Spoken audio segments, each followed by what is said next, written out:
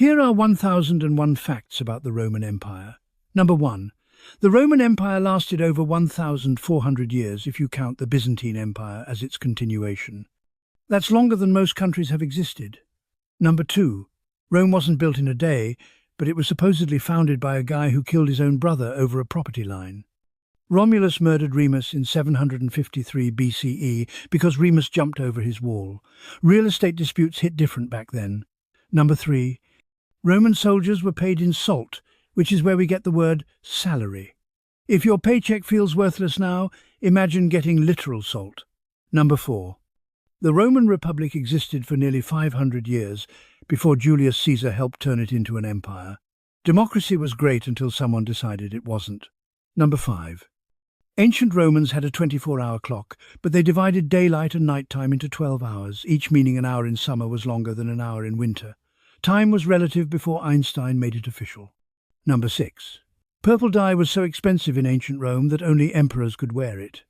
It came from sea snails, and it took thousands of snails to make 1 gram of dye. Fashion has always been a scam. Number 7. Gladiator fights weren't always to the death. Most gladiators were expensive investments, so killing them every match would have been bad business. Think WWE, but with actual stabbing. Number 8. The Colosseum could hold up to 80,000 spectators and had a retractable roof made of massive sails. Even ancient Romans hated sunburns. Number 9.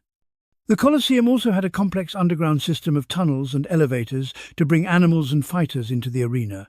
It was basically ancient stagecraft meets bloodsport. Number 10.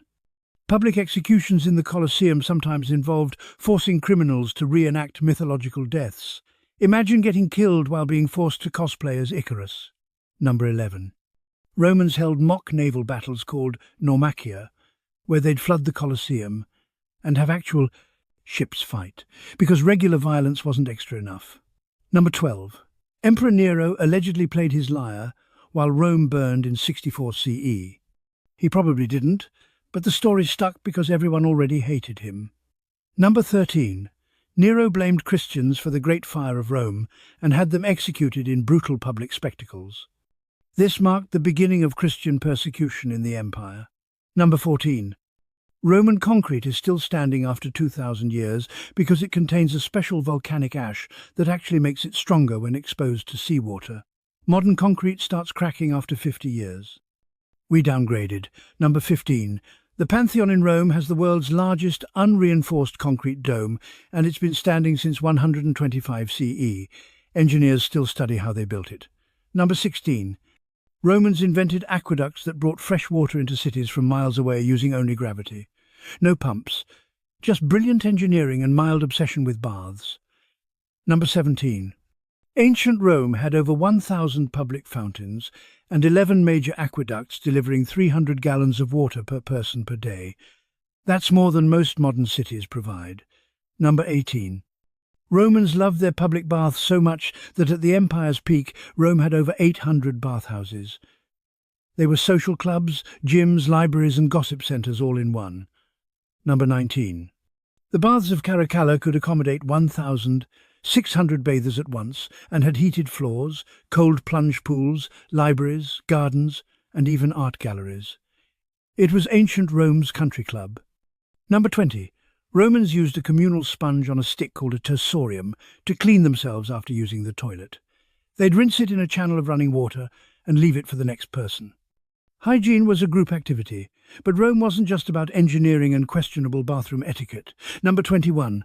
Julius Caesar was kidnapped by pirates when he was 25.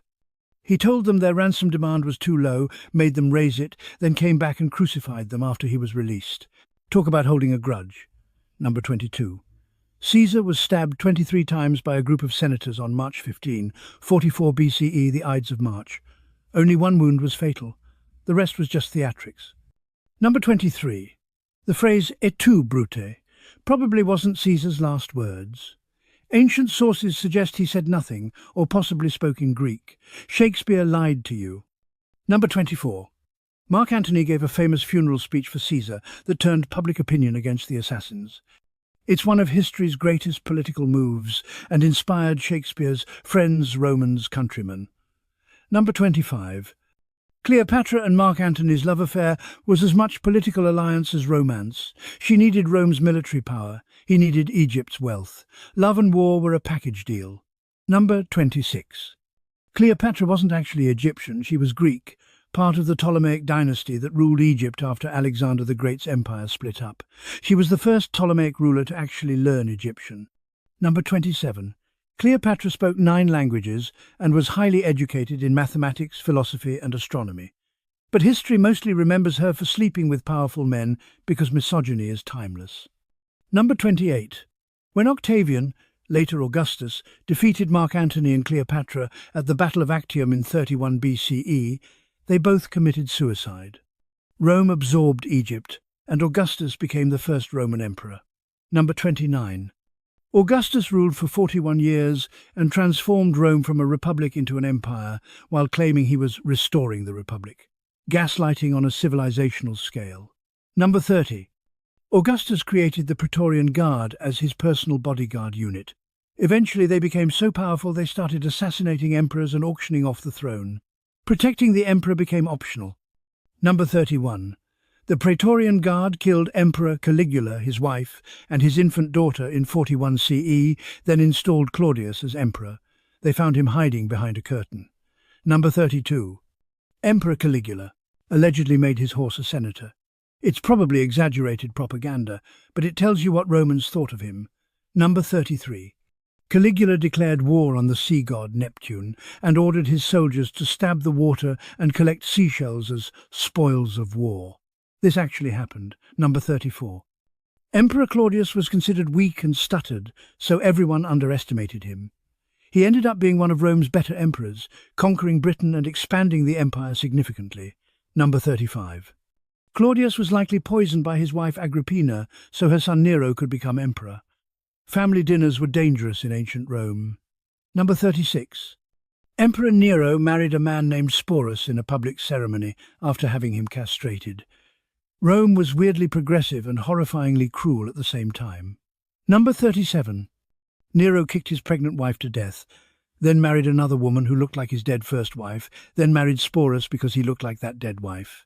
Therapy wasn't invented yet. Number 38. After Nero's suicide in 68 CE, Rome had 4 different emperors in 1 year, the year of the 4 emperors. Civil war was Rome's favourite hobby.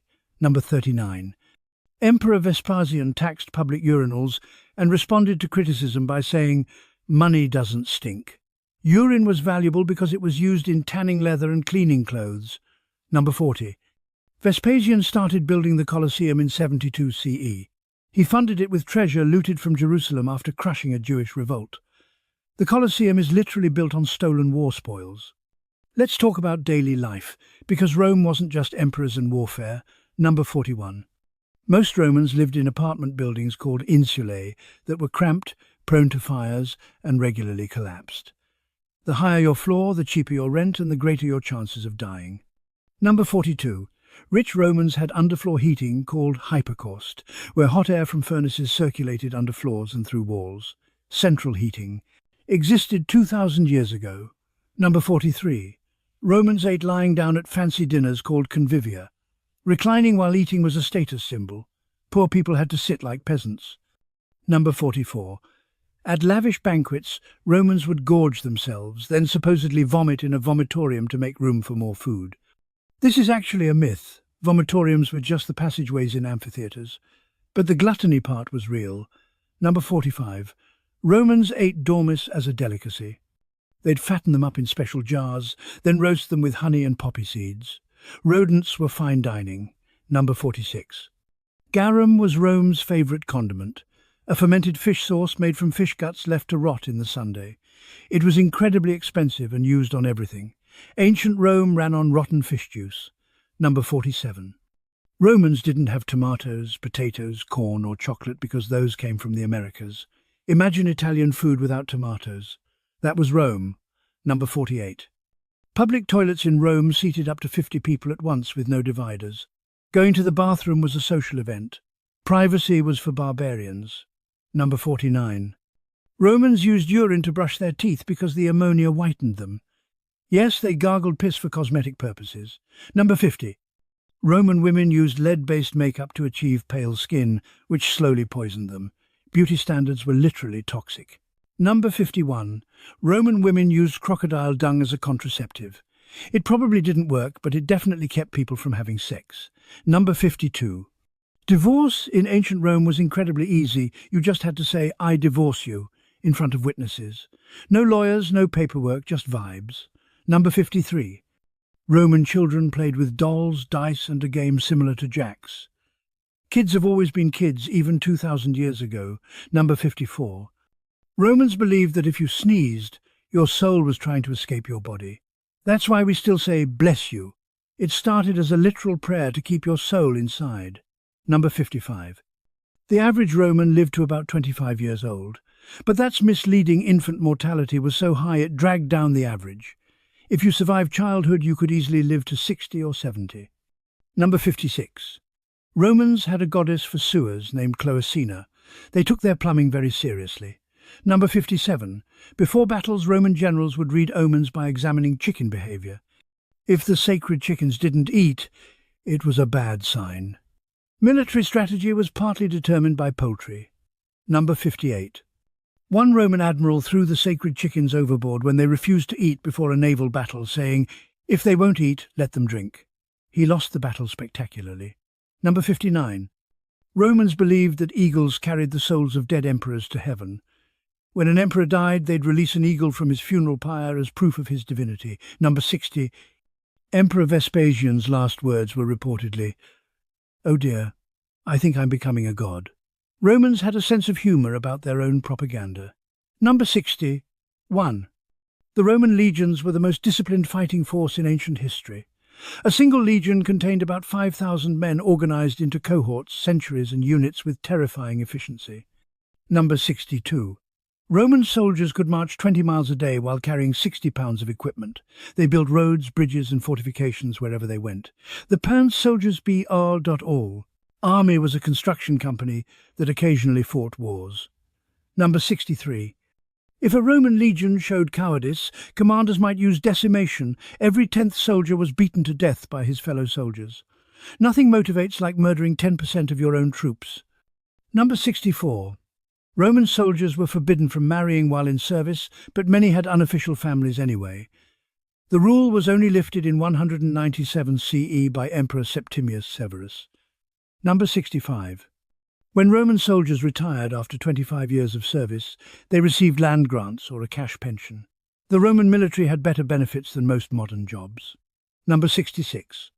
The testudo formation, where soldiers locked shields above and around them, was so effective it could withstand arrows and allowed troops to approach enemy walls almost invulnerable. Number 67. Roman siege weapons included ballistae, giant crossbows, onagers, stone-throwing catapults, and siege towers. They were the ancient equivalent of tanks and artillery. Number 68. At the siege of Masada in 73 CE, Romans built a massive earthen ramp up a mountain fortress. It took months and thousands of slaves, but they got their siege tower to the top. Roman patience was terrifying.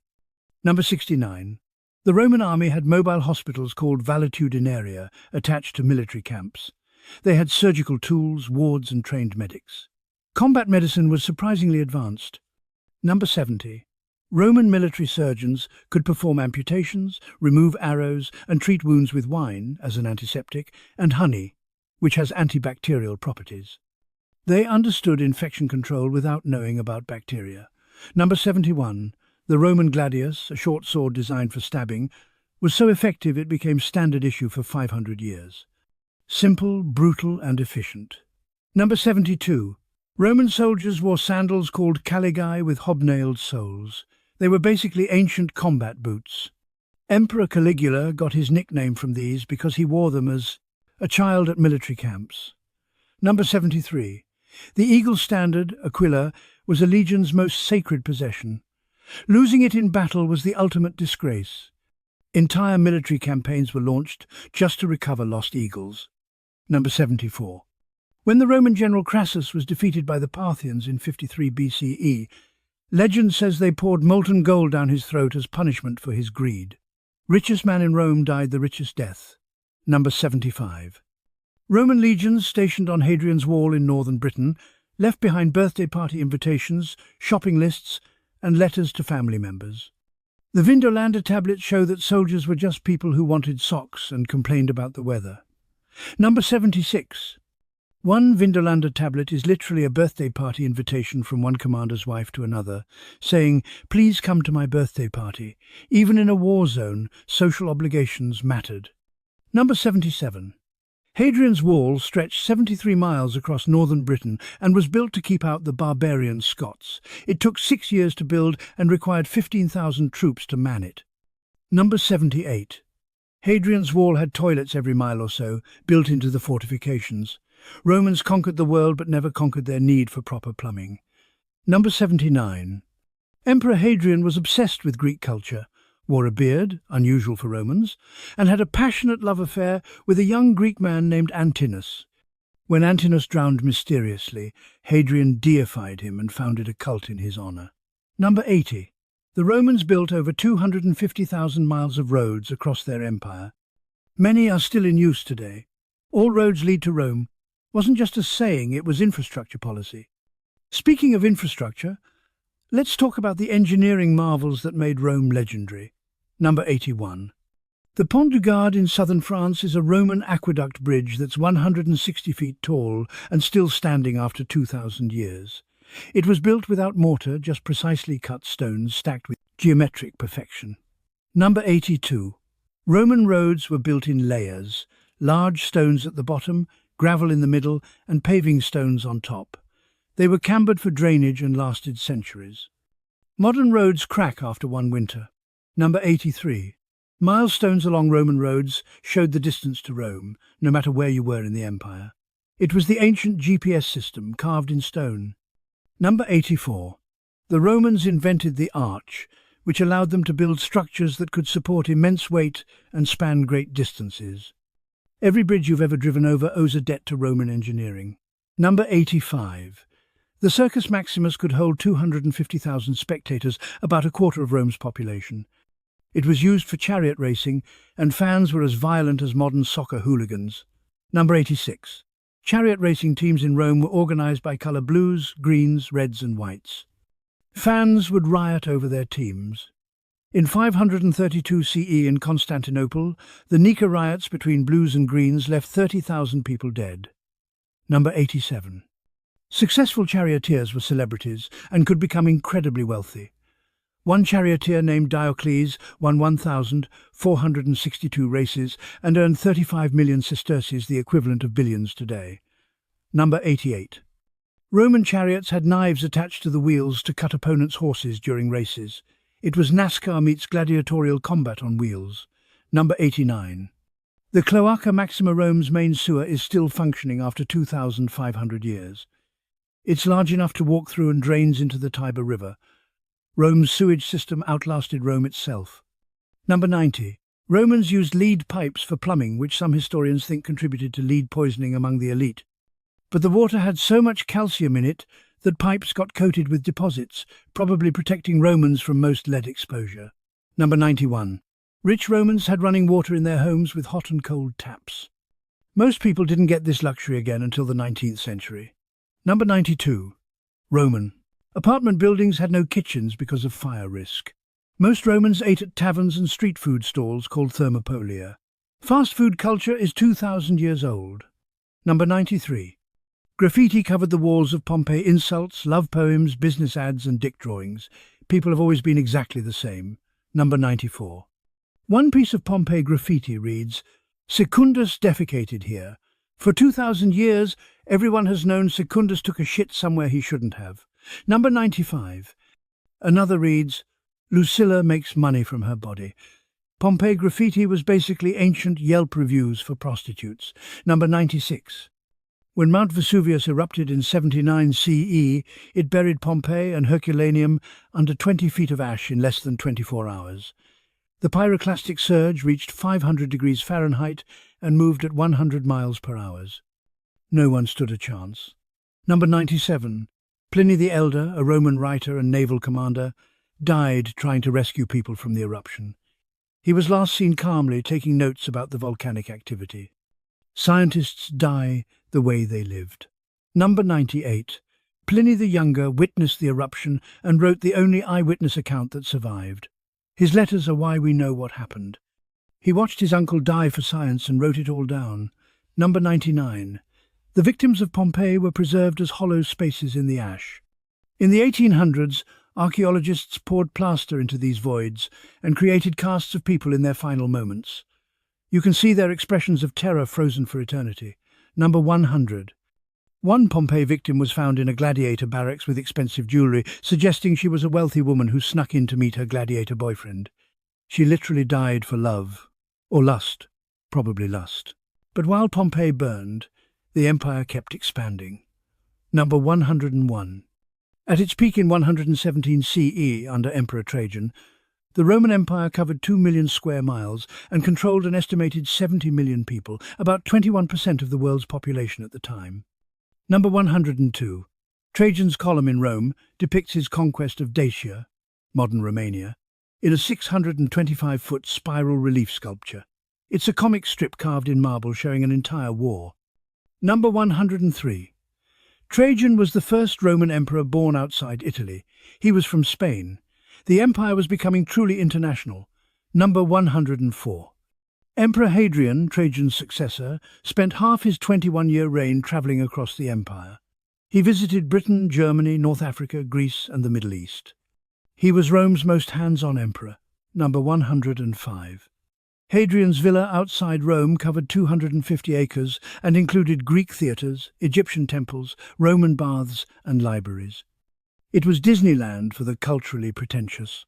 Number 106. Marcus Aurelius, the philosopher-emperor, wrote Meditations, one of the greatest works of Stoic philosophy. He wrote it while commanding armies on the Germanic frontier. He literally did philosophy during war. Number 107. Marcus Aurelius's son Commodus was absolutely terrible. He fought as a gladiator in the Colosseum against opponents with blunted weapons, renamed Rome after himself, and claimed to be Hercules reincarnated. Philosopher dads sometimes have idiot sons. Number 108. Commodus once killed 100 bears in the Colosseum in a single day. Animal rights weren't invented yet. Number 109. Commodus was eventually strangled in his bath by a wrestler named Narcissus on New Year's Eve, 192 CE. Even Rome got tired of his nonsense. Number 110. After Commodus's assassination, Rome had 5 emperors in 193 CE, known as the Year of the Five Emperors. Civil war was basically Rome's reset button. Number 111. Septimius Severus won the civil war and told his sons on his deathbed, "Enrich the soldiers, ignore everyone else." This summarized Rome's entire late empire strategy. Number 112. Caracalla, Severus's son, murdered his own brother Geta and then ordered the execution of 20,000 of Geta's supporters. Family therapy wasn't a thing. Number 113. Caracalla built the largest public baths in Rome, the Baths of Caracalla, which could hold 1,600 bathers. He was a monster, but he understood PR. Number 114. In 212 CE, Caracalla issued the Edict of Caracalla, granting Roman citizenship to all free men in the empire. It sounds progressive until you realize it was mostly about increasing tax revenue. Number 115. Caracalla was murdered by one of his own bodyguards while urinating on the side of the road in 217 CE. Even emperors had to pee, and even emperors got stabbed while doing it. Number 116. Emperor Elagabalus was 14 when he became emperor and spent 4 years throwing the most depraved parties Rome had ever seen. He allegedly smothered dinner guests under piles of rose petals. Death by flowers. Number 117. Elagabalus married and divorced 5 times in 4 years, including marrying a Vestal virgin, which was super illegal, and possibly a male slave in a public ceremony. He speedran every possible scandal. Number 118. Elagabalus was murdered at 18 by the Praetorian Guard, and his body was thrown in the Tiber River. Rome had limits, and he found them. Number 119. The crisis of the 3rd century, 235 to 284 CE, saw Rome have over 50 emperors in 50 years. Most died violently. Being emperor became the worst job in the empire. Number 120. Emperor Valerian was captured by the Persian Sassanid king Shapur I in 260 CE. Legend says Shapur used him as a footstool, then had him skinned alive and stuffed with straw as a trophy. Don't get captured by Persians. Let's step back from the bloodbath and talk about how Rome actually governed. Number 121. The 12 Tables, created in 450 BCE, were Rome's first written laws. They covered everything from property rights to acceptable insults. Getting called certain names could get someone fined. Number 122. Roman law established the principle of innocent until proven guilty. We still use this today. Rome invented your constitutional rights. Number 123. The Roman legal concept of habeas corpus, that you can't be imprisoned without being charged, is still fundamental to modern legal systems worldwide. Number 124. Romans had divorce lawyers, property lawyers, and criminal defense attorneys. The legal profession hasn't changed much in 2,000 years. Number 125. Cicero was Rome's greatest lawyer and orator. His speeches were so devastating that when Mark Antony took power, he had Cicero killed and his hands and tongue nailed to the Senate door as a warning to other mouthy intellectuals. Number 126. Roman contracts were binding and enforced by courts. They had rental agreements, business partnerships, and loan contracts with interest rates. Capitalism was alive and well. Number 127. The Roman Senate had 300 members during the Republic and up to 900 during the Empire. They wore special togas with purple stripes to show their status. Number 128. To qualify as a senator, you needed to own property worth at least 1 million sesterces, about $2 million today. The Senate was a millionaires' club. Number 129. Senators couldn't engage in trade or commerce because it was considered beneath them. They had to make money through land ownership, which limited their economic power. Number 130. The word candidate comes from Latin candidatus, meaning clothed in white. Roman candidates wore bleached white togas to stand out during campaigns. Number 131. Roman elections involved bribery, violence, and gangs of thugs attacking opponents. Democracy was messy. Number 132. The position of dictator in Rome was originally a temporary emergency office. Julius Caesar made himself dictator for life. That didn't end well for him. Number 133. Roman tribunes had the power to veto any law and were supposed to protect the common people. In practice, they were often bribed by the wealthy. Number 134. The phrase, crossing the Rubicon, comes from Julius Caesar illegally crossing the Rubicon River with his army in 49 BCE, starting a civil war. It meant committing to a point of no return. Number 135. Caesar reportedly said, "The die is cast" when crossing the Rubicon. He gambled his entire career on a civil war and won, until the knives came out. Number 136. Roman voting was public, not secret. You had to announce your vote in front of everyone, which made bribery and intimidation way easier. Number 137. The bread and circuses policy meant keeping the poor fed and entertained to prevent revolts. Free grain and free entertainment were cheaper than dealing with riots. Number 138. Rome had a free grain dole that fed up to 200,000 citizens. It was the ancient equivalent of food stamps, but only for citizens. Everyone else could starve. Number 139. Being a Roman citizen was a huge privilege. Citizens couldn't be crucified, had the right to appeal to the emperor, and could vote. The Apostle Paul used his Roman citizenship to avoid execution multiple times. Number 140. Freedmen, former slaves who'd been freed, could become citizens but faced social restrictions. Their children, however, could become full citizens. Social mobility existed, barely. Speaking of social hierarchies, let's talk about Rome's most brutal institution. Number 141. Rome's economy ran on slavery. At its peak, 30–40% of Italy's population were slaves. The entire empire was built on forced labor. Number 142. Slaves in Rome came from conquered territories. After major military victories, tens of thousands of prisoners would be sold into slavery. Number 143. When Romans crushed the Spartacus slave revolt in 71 BCE, they crucified 6,000 captured slaves along the Appian Way from Rome to Capua. The crosses lined the road for 120 miles. Number 144. Spartacus was a gladiator who led a slave revolt that terrified Rome for 2 years. His army grew to 70,000 and defeated multiple Roman legions. He came closer to destroying Rome than most foreign enemies. Number 145. Spartacus's body was never found after his final battle. He became a legend, the slave who almost brought down an empire. Number 146. Gladiators were mostly slaves, prisoners of war, or condemned criminals. Some free men volunteered because successful gladiators could earn wealth and fame. Number 147. Female gladiators existed. They were called gladiatrices. They fought each other and occasionally fought dwarves for entertainment. Rome was an equal opportunity exploiter. Number 148. Emperor Commodus fought as a gladiator over 700 times. He always won because his opponents used wooden swords. Participation, trophy, energy. Number 149.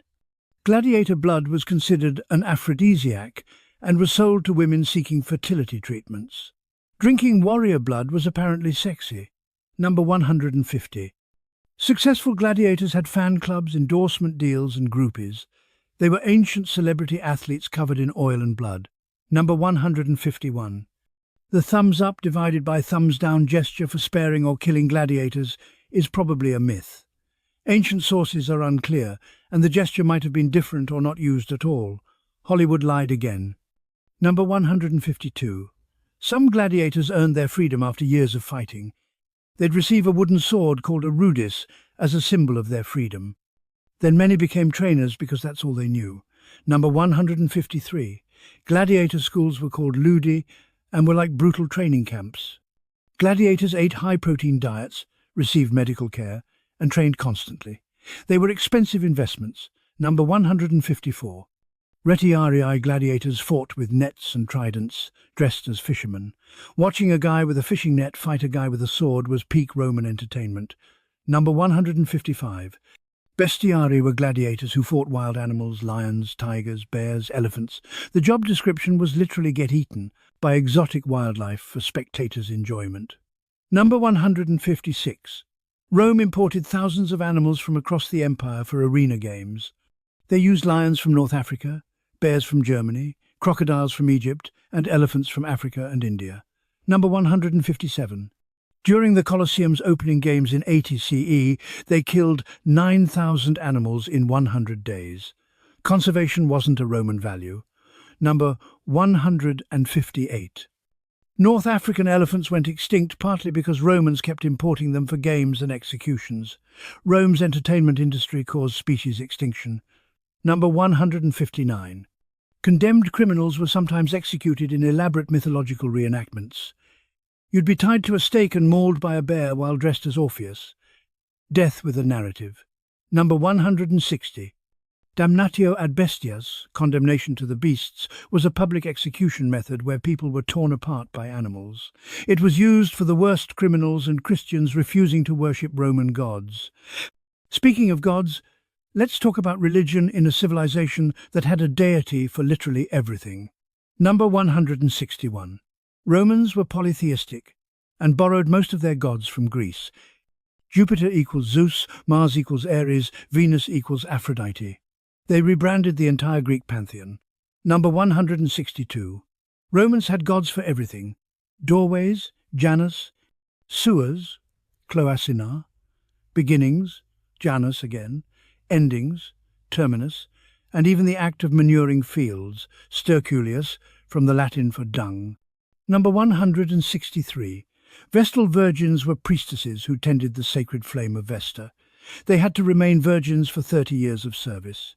If they broke their vow, they were buried alive. Number 164. Vestal virgins had incredible privileges. They could own property, free condemned prisoners, and had the best seats at the Colosseum. But the whole buried alive if you have sex thing was a harsh trade-off. Number 165. The sacred flame in the Temple of Vesta represented Rome's security. If it went out, it was considered a terrible omen. Keeping a fire lit was a matter of national security. Number 166. Roman augurs interpreted omens by studying bird flight patterns, thunder, lightning, and animal entrails. State decisions were made based on which way birds flew. Number 167. Before any major decision, Romans performed animal sacrifices and examined the organs. If the liver looked weird, the mission was cancelled. Organ inspection was military intelligence. Number 168. The Sibylline books were a collection of prophecies supposedly bought from a prophet by an early Roman king. They were consulted during crises and kept secret in the Temple of Jupiter. Number 169. Romans believed they could bind the gods to contracts through proper rituals. Religion was transactional. We sacrifice to you, you protect us. Divine relationships were business deals. Number 170. Every Roman household had a lararium, a shrine to household gods called lares. Daily prayers and offerings were made to protect the family and home. Number 171. When Romans conquered new territories, they incorporated local gods into their pantheon. Religious tolerance was pragmatic. More gods meant more divine protection. Number 172. The imperial cult required people to worship the emperor as a god. Refusal was considered treason. This is why early Christians were persecuted, not for their beliefs, but for refusing to worship the emperor. Number 173. Emperor Augustus was declared a god after his death. Soon, nearly every emperor expected to become a god posthumously. The bar for divinity was incredibly low. Number 174. Caligula declared himself a god while still alive, and had conversations with statues of Jupiter. He also claimed to have sex with the moon goddess. Megalomania peaked hard. Number 175. The mystery cults, like those of Isis, Mithras and Cybele, offered personal salvation and secret rituals. They were like ancient Rome's underground religious movements. Number 176. The cult of Mithras was especially popular among soldiers. Initiations involved being baptized in bull's blood in underground temples. Romans loved their blood rituals. Number 177. The cult of Cybele involved priests castrating themselves in ecstatic religious ceremonies. Roman religion could get extremely intense. Number 178. Saturnalia was Rome's biggest festival, a week-long December celebration where social norms flipped. Masters served slaves, gambling was allowed, and everyone wore funny hats. It's basically what Christmas borrowed from. Number 179. During Saturnalia, Romans exchanged gifts, held feasts, and sang in the streets. The whole gift-giving in December tradition is directly from Rome. Number 180. Romans celebrated Lupercalia every February 15th, a fertility festival where nearly naked men ran through Rome, whipping women with goatskin thongs to promote fertility. Valentine's Day has dark origins. While Rome partied and prayed, the empire kept expanding across 3 continents. Number 181. Roman Britain was the empire's northernmost province. They occupied it for 367 years, from 43 CE to 410 CE. They brought roads, baths and central heating to a place that desperately needed them. Number 182. Boudicca, queen of the Iceni tribe, led a massive revolt against Rome in 60 CE. She destroyed 3 Roman cities, including London, killed 70,000 people and nearly drove Rome out of Britain. Number 183. Boudicca poisoned herself after her defeat rather than be captured. She's remembered as one of Rome's most dangerous enemies. Never underestimate angry Celtic queens. Number 184. Roman London, Londinium, was founded in 43 CE and quickly became a major trading hub. The Romans built the first London Bridge and established the city that would later rule an empire itself. Number 185.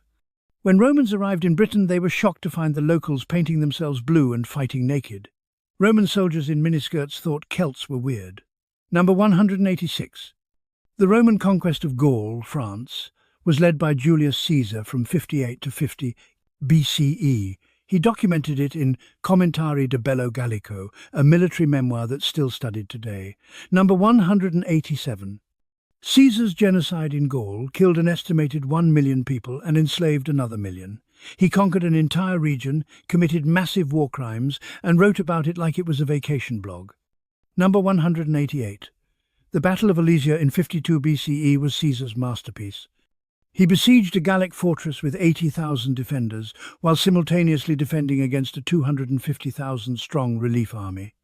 He won by building 2 rings of fortifications facing opposite directions. Number 189. Vercingetorix, the Gallic leader at Alesia, surrendered to spare his people. Caesar kept him in prison for 6 years, then had him strangled as part of his triumph parade. Rome didn't do mercy. Number 190. Roman triumphs were massive victory parades where generals rode through Rome in chariots, displaying captured treasures and prisoners. It was the ancient equivalent of a championship parade combined with a human zoo. Number 191.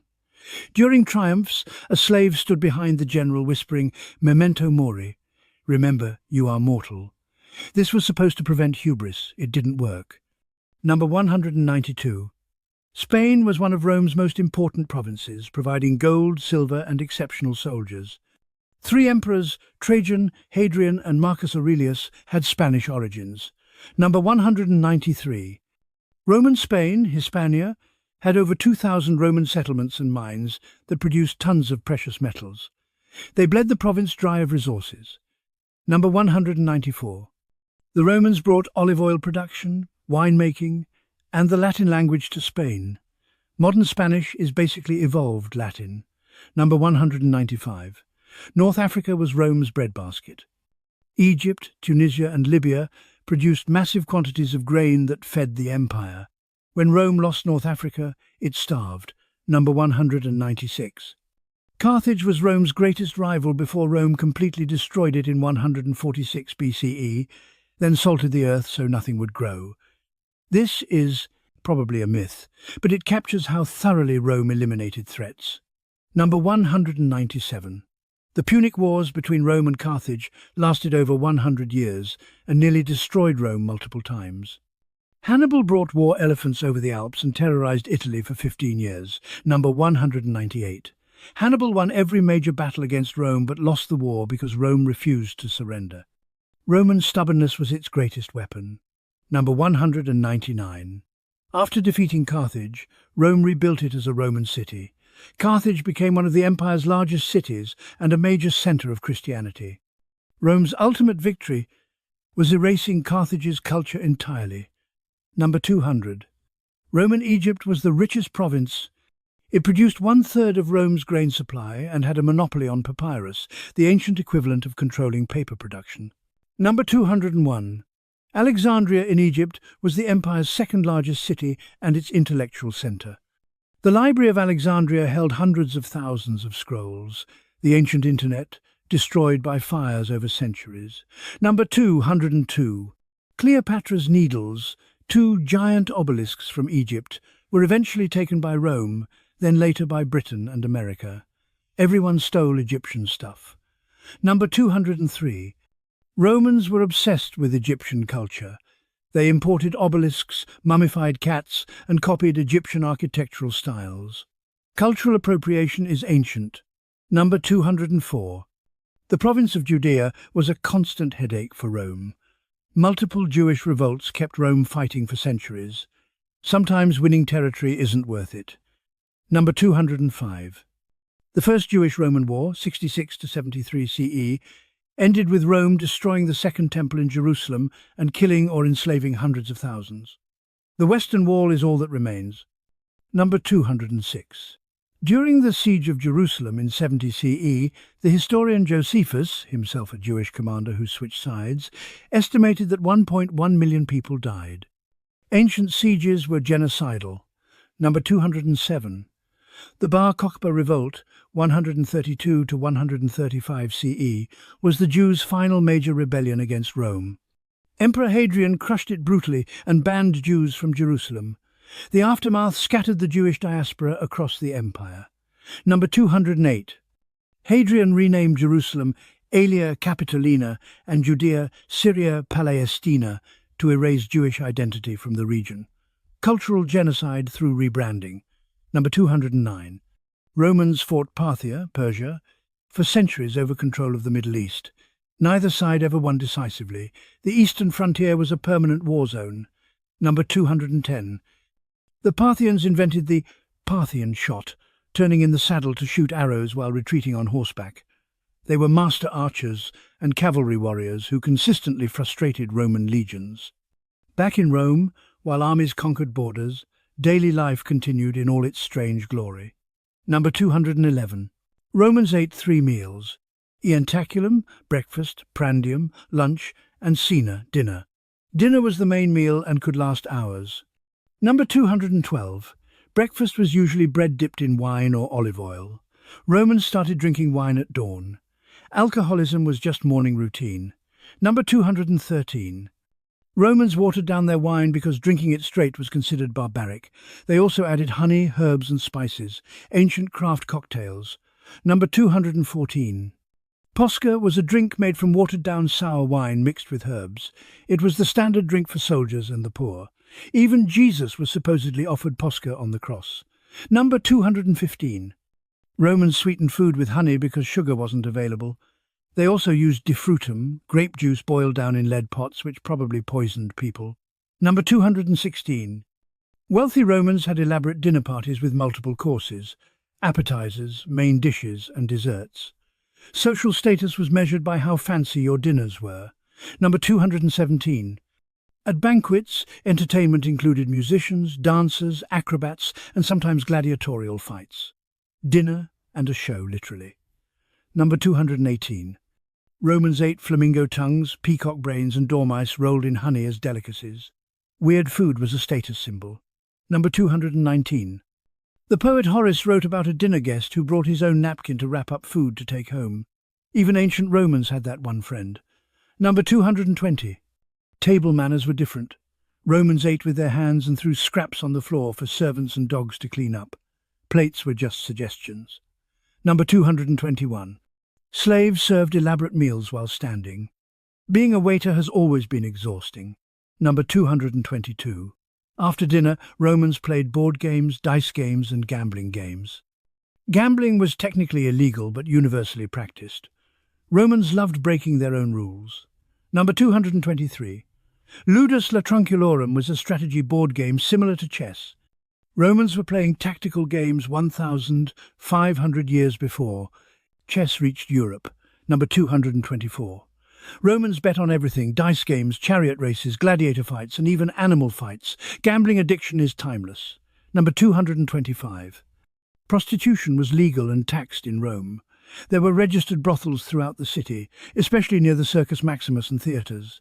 Number 226. Some prostitutes worked in small rooms with stone beds and frescoes advertising their specialties.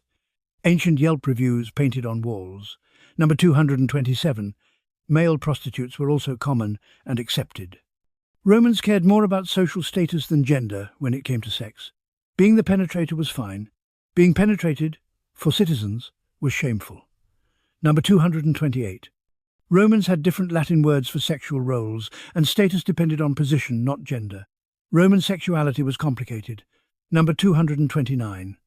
Erectile dysfunction cures included crushed beetles, goat testicles, and various herbs. Viagra would have made millions in ancient Rome. Number 230. Romans believed left-handedness was unlucky, which is why sinister, Latin for left, also means evil.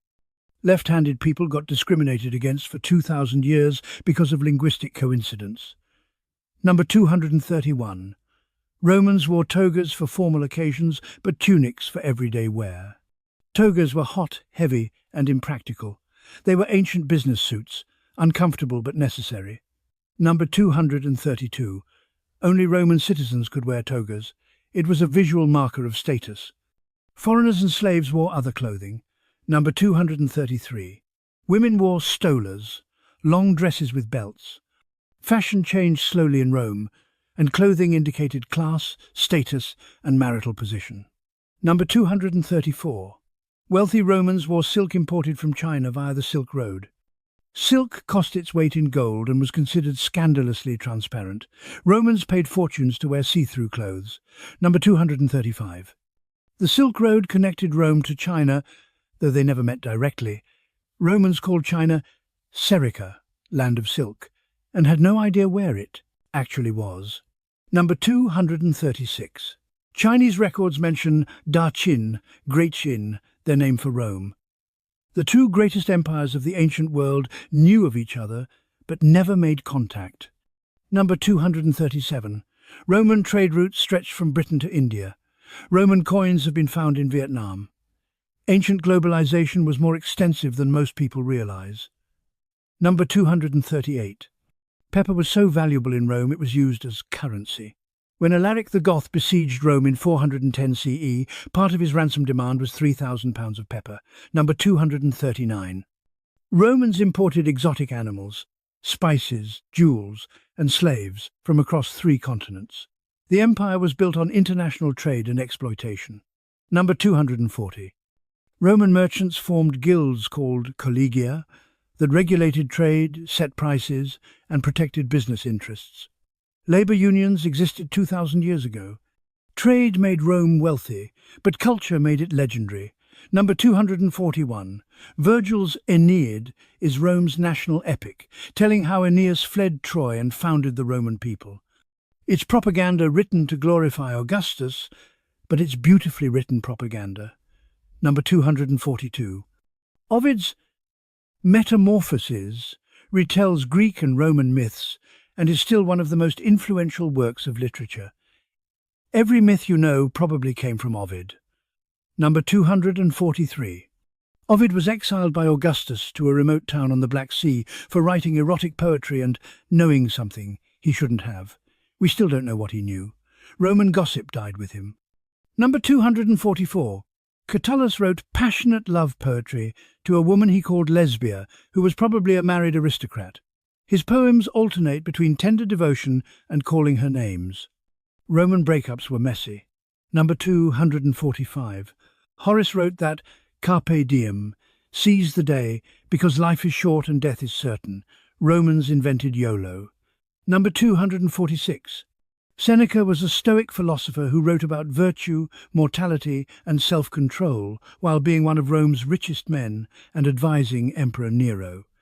Hypocrisy was philosophical. Number 247. Nero eventually forced Seneca to commit suicide. Seneca opened his veins, took poison, and was finally suffocated in a steam bath because he was too healthy to die quickly. Death took its time. Number 248. Pliny the Elder wrote Natural History, a 37-volume encyclopedia of everything Romans knew about the world. It's filled with accurate observations and absolutely wild myths. Number 249. Pliny claimed that menstrual blood could kill bees, rust iron, and drive dogs mad. Not all of his encyclopedia was scientifically sound. Number 250. Pliny also documented mining techniques, architecture, agriculture, and medicine. Between the nonsense, there's actual knowledge. Number 251. Galen was Rome's greatest physician. His medical texts were used for 1,500 years, even though many of his theories were completely wrong. Number 252. Galen believed in the 4 humours, blood, phlegm, yellow bile, and black bile, and thought illness came from imbalances. Medieval medicine was based on Roman misconceptions.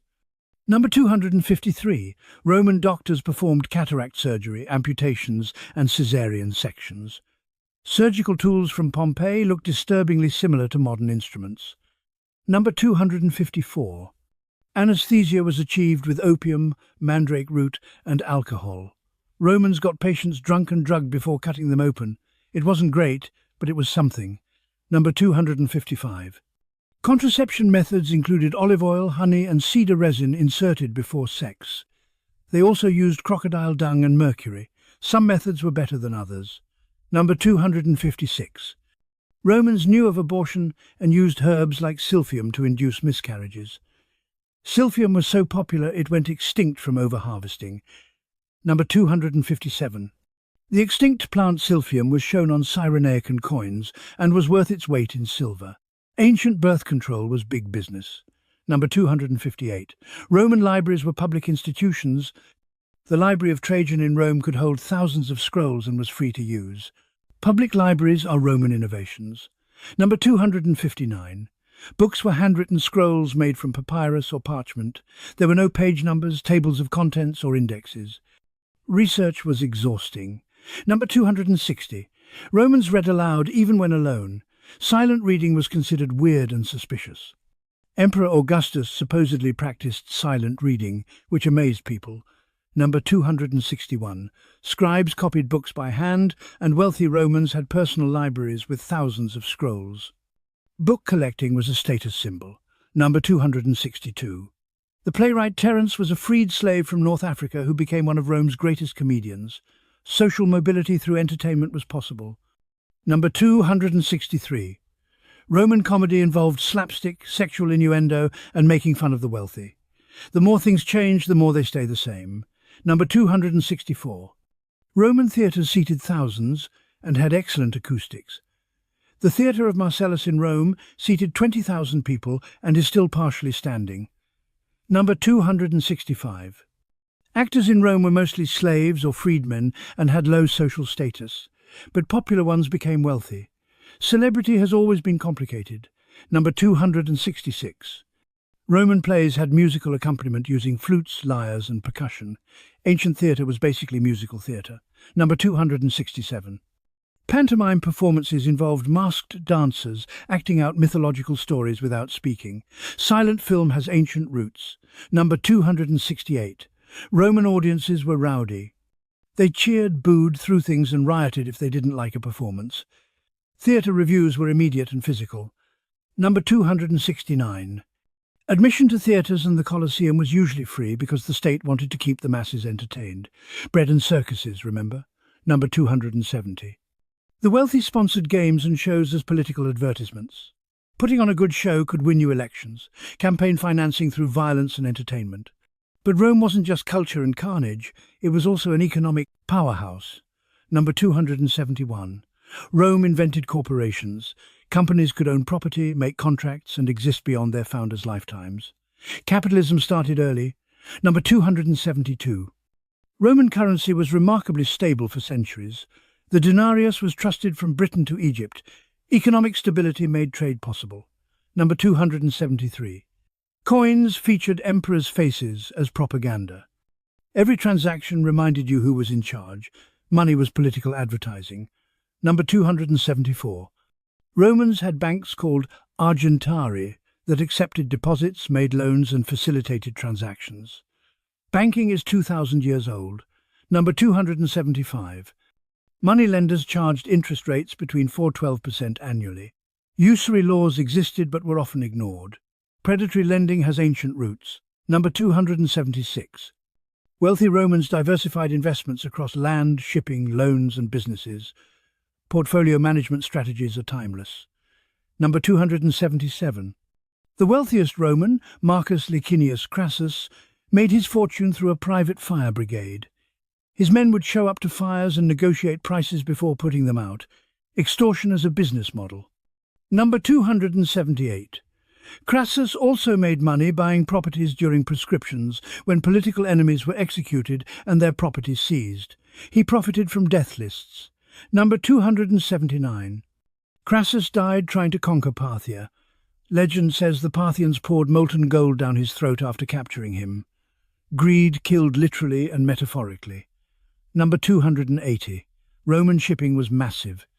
Merchant ships carried grain, olive oil, wine and goods across the Mediterranean. International trade was Rome's economic backbone. Number 281. The Mediterranean was relatively safe for shipping because Rome had eliminated most pirates. The Pax Romana made trade possible. Number 282. Ship captains used stars, landmarks and primitive navigational tools. GPS wasn't available, so getting lost was common. Number 283. Shipwrecks were frequent. The Mediterranean seafloor is littered with Roman cargo ships. Underwater archaeology is a treasure hunt. Number 284. Grain ships from Egypt were the empire's lifeline. Rome consumed 40 million bushels of grain annually. When grain shipments stopped, people starved. Number 285. The port city of Ostia was Rome's gateway to the world. It had warehouses, shipyards and temples to foreign gods. It was ancient New York. Number 286.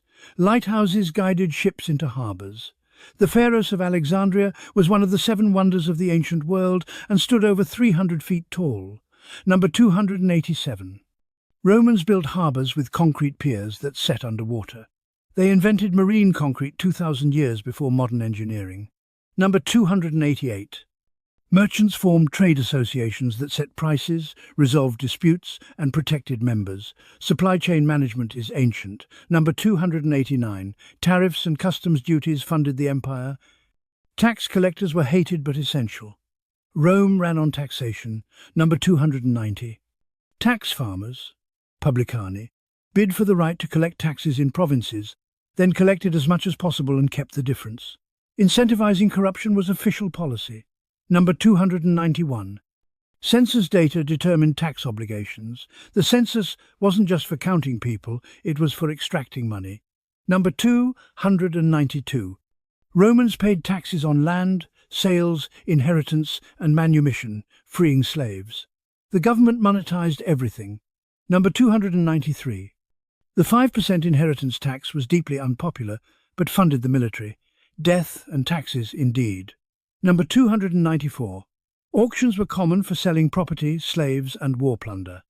Rome had an auction-based economy. Number 295. Price-fixing laws tried to control inflation, especially during crises. They rarely worked. Economics defeated emperors. Number 296. Emperor Diocletian issued the Edict of Maximum Prices in 301 CE, setting price caps on everything from wheat to lion skins. It failed spectacularly and created black markets. Number 297. Currency debasement, reducing silver content in coins, caused inflation that destabilized the economy. Printing money doesn't work when the money is coins. Number 298. By the 3rd century CE, coins had so little silver that people refused them. Economic collapse preceded military collapse. Number 299. Barter became common when currency lost value. The empire regressed to a pre-monetary economy. Number 300. Soldiers were paid late or in goods instead of money. When the legions weren't paid, they revolted. Economic failure caused military failure. As money problems mounted, the empire faced threats from every direction. Number 301. The term barbarian comes from the Greek barbaros, meaning someone who doesn't speak Greek or Latin. To Romans, everyone outside the empire was a barbarian. Number 302. Germanic tribes, Goths, Vandals, Franks, Lombards and others, lived beyond Rome's borders and were initially considered primitive. They'd prove Romans wrong. Number 303. Rome's strategy was divide and rule, play tribes against each other, pay some to fight others, and occasionally recruit them as soldiers. Number 304. Germanic warriors admired Roman civilization even while fighting it. Many wanted to join the empire, not destroy it. Number 305. Romans recruited barbarians into the army because Roman citizens increasingly avoided military service. The army that defended Rome was full of foreigners. Number 306. Foederati were Germanic tribes given land inside the empire in exchange for military service. Outsourcing national defense had consequences. Number 307. Alaric the Goth served in the Roman army before turning against Rome. Teaching your enemies how to fight you is questionable strategy. Number 308. In 376 CE, Goths fleeing the Huns asked Rome for refuge. Rome settled them inside the empire, then mistreated and starved them. Angry refugees became rebels. Number 309. The Battle of Adrianople in 378 CE saw Gothic cavalry destroy a Roman army and kill Emperor Valens. It was Rome's worst military defeat in centuries. Number 310. After Adrianople, Rome never recovered military dominance. The psychological damage was immense. Romans learned they weren't invincible. Number 311. Stilicho was a half-Vandal general who became Rome's most powerful military leader. He defended the empire brilliantly until political enemies had him executed in 408 CE. Rome killed its best defender. Number 312. With Stilicho dead, there was no one to stop Alaric. In 410 CE, the Goths sacked Rome for the first time in 800 years. The Eternal City wasn't so eternal. Number 313. The sack of Rome shocked the world. Augustine wrote City of God, trying to explain how God allowed it. Rome's invincibility was a lie. Number 314. Alaric died shortly after sacking Rome. His followers buried him in a riverbed, then redirected the river back over his grave so no one could find it. His tomb has never been found. Number 315. The Vandals sacked Rome again in 455 CE, but more thoroughly. They stripped the city of treasure and gave us the word vandalism. Number 316. Attila the Hun reached Italy in 452 CE, but never sacked Rome. Pope Leo, I supposedly convinced him to spare the city. Or Attila's men were dying of disease and he wanted to leave. Take your pick. Number 317. The Huns were terrifying steppe nomads who fought on horseback with composite bows. They could shoot accurately while galloping. Romans called them demons. Number 318. Attila died on his wedding night in 453 CE from a nosebleed or possibly assassination. His empire collapsed immediately after. Charismatic leadership has an expiration date. Number 319. By the mid-5th century CE, Rome barely controlled Italy. Emperors were puppets controlled by Germanic generals. Number 320. In 476 CE, the Germanic general Odo Acer deposed the last Western emperor, Romulus Augustulus, ironically named after Rome's founder and first emperor. The Western Empire ended not with a bang but with a shrug. But before Rome fell in the west, it transformed in the east. Number 321. Constantine the Great legalized Christianity in 313 CE with the Edict of Milan. The persecuted religion became the empire's official faith within decades. Number 322. Constantine claimed he saw a vision of a cross before the Battle of Milvian Bridge in 312 CE. Whether divine revelation or political calculation, it changed history. Number 323. The Chi symbol, the first two letters of Christ in Greek, became Constantine's military standard. Jesus conquered Rome through symbolism. Number 324. Constantine called the Council of Nicaea in 325 CE to settle theological disputes. Emperors decided religious doctrine. Church and state were never separate. Number 325. The Nicene Creed, defining core Christian beliefs, was written at a council organized by a guy who'd worshipped pagan gods most of his life. Irony abounds. Number 326. Constantine built Constantinople, modern Istanbul, as a new Rome in 330 CE. It was Christian from the start, without pagan traditions. Number 327. Constantinople had 7 hills like Rome, but better defences. Walls, natural harbours, and strategic location made it nearly impregnable. Number 328. The Theodosian walls, built in the 5th century CE, protected Constantinople for 1,000 years. They were finally breached by cannons in 1453. Number 329. Constantine's mother, Helena, allegedly found the true cross in Jerusalem. Relics became big business. Medieval tourism started with her. Number 330. Emperor Theodosius I made Christianity the official state religion in 380 CE and banned pagan worship. Temples were destroyed or converted to churches. Number 331. The Serapeum of Alexandria, a famous pagan temple and library, was destroyed by Christian mobs in 391 CE. Religious intolerance wasn't invented in the medieval period. Number 332. Philosopher Hypatia of Alexandria was torn apart by Christian mobs in 415 CE for being a pagan intellectual. Science and philosophy became dangerous. Number 333. The Library of Alexandria's destruction happened gradually over centuries through fires, neglect and religious violence. Knowledge loss was slow-motion tragedy. Number 334. Monasticism began in Egypt, with hermits living in the desert. Christianity developed its own counterculture. Number 335. Saint Anthony the Great lived alone in the Egyptian desert for decades, fighting demonic temptations. His biography by Athanasius popularized the hermit lifestyle. Number 336. Stylites were monks who lived on top of pillars for years. Simeon, Stylites supposedly stood on a pillar for 37 years. Extreme devotion looked bizarre. Number 337. Christian pilgrims travelled to holy sites in Jerusalem, Bethlehem and Rome. Tourism became religious.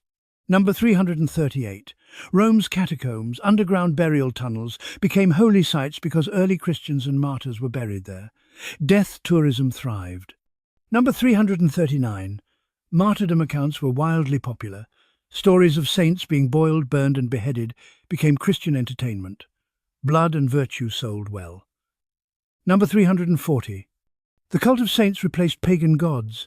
Each saint had specialties, travelers, illnesses, occupations. Christians rebranded polytheism. Number 341.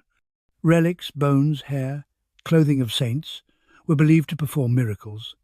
Churches competed to collect body parts. Holy remains were currency. Number 342. Augustine of Hippo, Christianity's most influential theologian after Paul, wrote Confessions and City of God. His ideas shaped Western Christianity for 1,600 years. Number 343.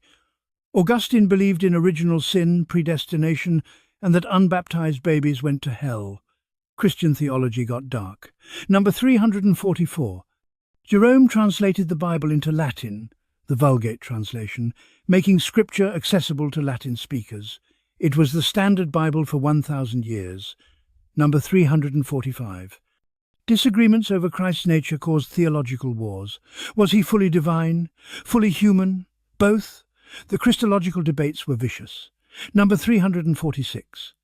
The Council of Chalcedon in 451 CE declared Christ had two natures, human and divine. Churches that disagreed split off, creating lasting schisms. Number 347. The Coptic, Armenian, and Ethiopian Orthodox churches rejected Chalcedon and remain separate to this day. A 1,500-year-old religious argument still divides Christianity. Number 348.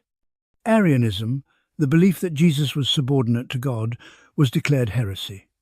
Germanic tribes were Arian Christians, making them double outsiders. Number 349. When Arian Goths conquered Catholic Rome, religious differences created tension.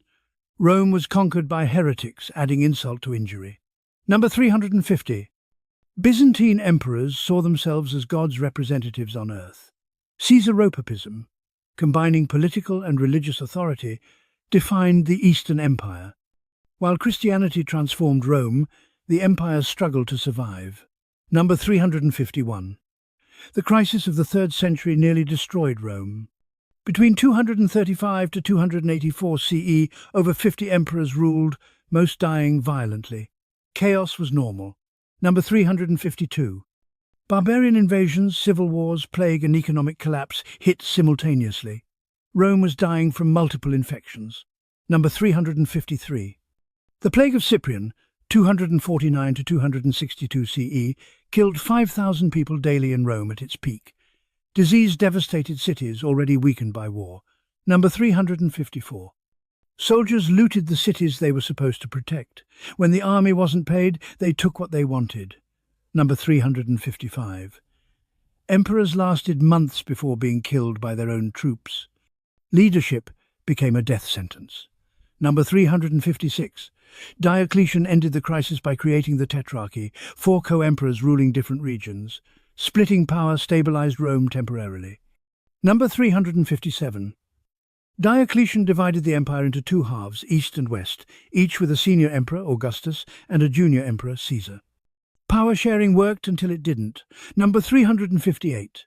Diocletian was the first emperor to voluntarily retire. He abdicated in 305 CE and spent his final years growing cabbages in his palace in Split, Croatia. Number 359. When asked to return to power during another crisis, Diocletian allegedly said, "If you could see the cabbages I grow, you wouldn't ask." Gardening is greater than politics. Number 360. The Tetrarchy collapsed immediately after Diocletian retired. Civil wars resumed. Constantine eventually defeated all rivals and reunited the empire. Number 361. Constantine's arch in Rome celebrates his victory over rival emperor Maxentius. It's covered in reliefs stolen from earlier monuments because artistic skills had declined. Even propaganda was recycled. Number 362. The Arch of Constantine still stands, a monument to victory built with pieces of other people's glory. Perfectly Roman. Number 363. Inflation was so bad by the 4th century that Emperor Constantine introduced a new gold currency, the solidus. It remained stable for 700 years. Sometimes reform works. Number 364. The Roman Empire's official division into East and West happened in 395 CE when Emperor Theodosius I died and split the empire between his two sons. Family inheritance destroyed unity. Number 365. The Western Empire collapsed in 476 CE. The Eastern Empire, Byzantium, lasted until 1453 CE, another 977 years. Rome died in the West, but thrived in the East. Number 366. Byzantine emperors called themselves Roman emperors in Greek and considered their state the continuation of Rome. Technically, Rome lasted until gunpowder artillery. Number 367. Byzantine culture was Roman law plus Greek language plus Christian religion. It was Rome remixed. Number 368. Emperor Justinian I, 527 to 565 CE, reconquered Italy, North Africa, and parts of Spain. He tried to restore the whole Roman Empire and came close. Number 369. Justinian's legal code, the Corpus Juris Civilis, compiled all Roman law. It's the foundation of civil law systems worldwide. Modern law is codified Roman law. Number 370. Justinian built the Hagia Sophia in Constantinople, which stood as the world's largest cathedral for 1,000 years. It's still standing. Number 371. The Hagia Sophia's dome was an engineering marvel. Legend says Justinian declared, "Solomon, I have surpassed you," when it was completed. Number 372. The Nika riots in Constantinople in 532 CE nearly overthrew Justinian. 30,000 people died when the army massacred rioters in the Hippodrome. Sports fans rioted into revolution. Number 373. The plague of Justinian, 541 to 549 CE, killed 25 to 50 million people across the Mediterranean. It was probably bubonic plague, the same disease that caused the Black Death 800 years later. Number 374. Justinian's reconquests bankrupted the empire and exhausted its armies. He restored Rome's borders temporarily, but weakened it permanently. Number 375. After Justinian, the Byzantine Empire slowly lost territory to Persians, then Arabs, then Turks over the next 900 years. Decline was glacial but inevitable. Number 376. The Byzantine Empire developed Greek fire, an incendiary weapon that burned on water and couldn't be extinguished. Its exact formula was a state secret and is now lost. Ancient napalm. Number 377. Greek fire saved Constantinople from Arab sieges multiple times. It was the empire's superweapon. Number 378. The Fourth Crusade in 1204 sacked Constantinople, Christians attacking Christians. Crusaders melted down ancient statues for coins and looted everything. Rome's heirs destroyed each other. Number 379. The Byzantine Empire was restored in 1261, but was a shadow of its former glory. Centuries of decline followed. Number 380. In 1453, Ottoman Sultan Mehmed II finally conquered Constantinople using massive cannons to breach the Theodosian walls. Gunpowder ended Rome's 2,200-year legacy. Back to Rome's golden age, when culture flourished and engineering amazed. Number 381. The Pantheon's dome is still the world's largest unreinforced concrete dome. It's been standing for 1,900 years. Modern engineers study it. Number 382. The Pantheon's oculus, the hole in the dome center, lets in rain. The floor has drainage holes. Romans built rain into the design. Number 383. The Colosseum's real name is the Flavian Amphitheatre, named after the Flavian dynasty that built it. Colosseum comes from a colossal statue of Nero that stood nearby. Number 384. The colossal statue of Nero was later modified to represent the sun god Sol. Even Nero's statues got rebranded. Number 385. The Colosseum had 80 entrances and could empty 50,000 spectators in minutes. Modern stadium design copies Roman crowd management. Number 386. Numbered tickets corresponded to numbered seats. Romans invented assigned seating. Number 387. The Colosseum's underground hypogeum had 28 elevators operated by slaves turning pulleys. Gladiators and animals appeared dramatically from trapdoors. Number 388. The Colosseum's last gladiatorial fight happened in 404 CE. A monk named Telemachus jumped into the arena to stop a fight and was stoned to death by the crowd. His martyrdom ended gladiatorial games. Number 389.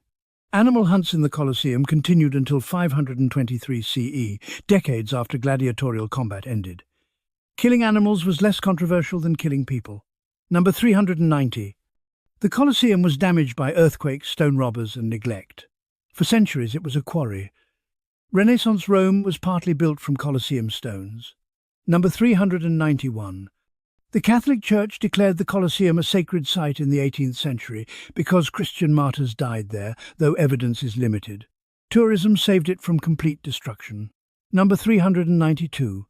Trajan's column in Rome depicts his conquest of Dacia, Romania, in a spiral relief 625 feet long.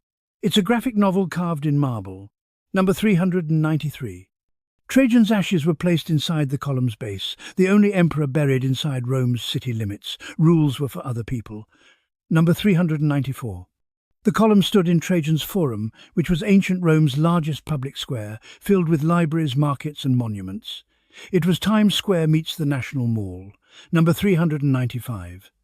Trajan's Market was a multi-story shopping complex with 150 shops and offices. Ancient Rome had malls. Number 396. Roman shops had signs showing their trade. Butchers had pig sculptures, bakers had bread, blacksmiths had anvils. Illiterate customers navigated by symbols. Number 397. Shops opened directly onto the street with no glass windows. Security was a curtain and hope. Number 398. Thieves were common. Punishment included amputation, crucifixion, or being thrown to animals. Property crime carried brutal penalties. Number 399. Fire was the biggest danger in Rome. Emperor Augustus created the vigiles, firefighting units that also acted as police. First responders were born. Number 400. The Great Fire of Rome in 64 CE destroyed 70% of the city. Nero rebuilt it with wider streets and fire-resistant materials. Disaster forced urban planning. Number 401. Nero's new palace, the Domus Aurea, Golden House, covered 300 acres in central Rome with gardens, lakes, and a 120-foot statue of himself. Nero took "build back better" literally. Number 402.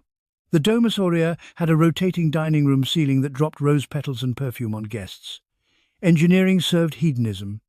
Number 403. After Nero's death, subsequent emperors were so disgusted by the palace, they buried it and built public buildings on top. The Colosseum sits on Nero's former lake. Number 404. The buried Domus Aurea was rediscovered in the Renaissance. Artists like Raphael crawled through the tunnels and copied the frescoes, creating the grotesque art style from Grotto. Number 405. Roman apartment buildings regularly collapsed. The poet Juvenal complained about living in Rome, where you could be crushed in your sleep. Rent was cheap for a reason. Number 406. Rich Romans owned country villas with farms, gardens and views. Urban life was for business, country life was for leisure. Number 407.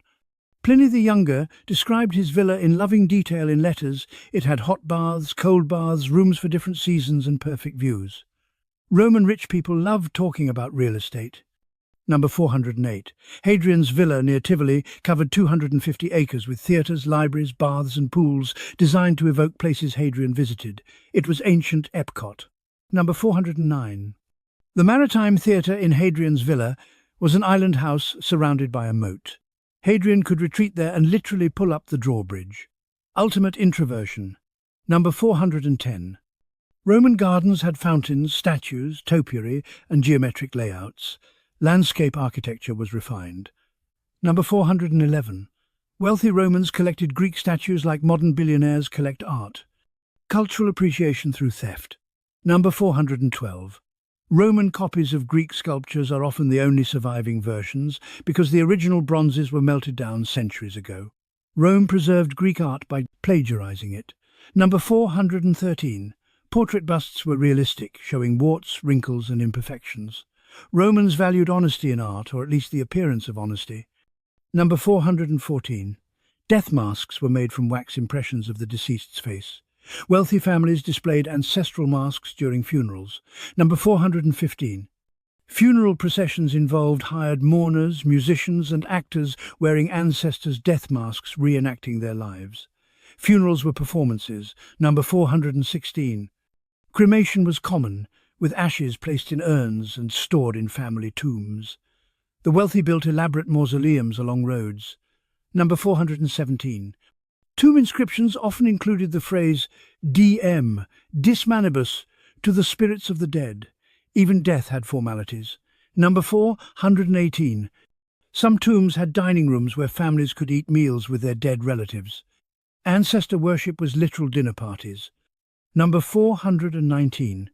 The Appian Way, Rome's most famous road, was lined with tombs for miles.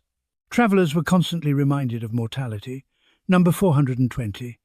Romans believed in an underworld ruled by Pluto, Hades. The afterlife was grey, shadowy and boring unless you were a hero or exceptionally wicked. While Romans worried about the afterlife, they shaped the present with innovations that outlasted the empire. Number 421. The Julian calendar, introduced by Julius Caesar in 46 BCE, had 365.25 days and 12 months. It was used for 1,600 years until the Gregorian calendar refined it. Number 422. July is named after Julius Caesar, and August is named after Augustus. Two emperors own months. Number 423. September, October, November and December mean 7th, 8th, 9th and 10th month in Latin. They're the 9th, 10th, 11th and 12th months, because Romans added January and February later and didn't bother renaming them. Number 424. Romans had an 8-day week with market day, nundinae, every 8th day. The 7-day week came from Jewish and Christian influence. Number 425. Days were divided into hours, but the length varied by season. A hora in summer was longer than in winter because they split daylight into 12 equal parts regardless of actual time. Number 426. Romans told time with sundials and water clocks. Accuracy was approximate at best. Number 427.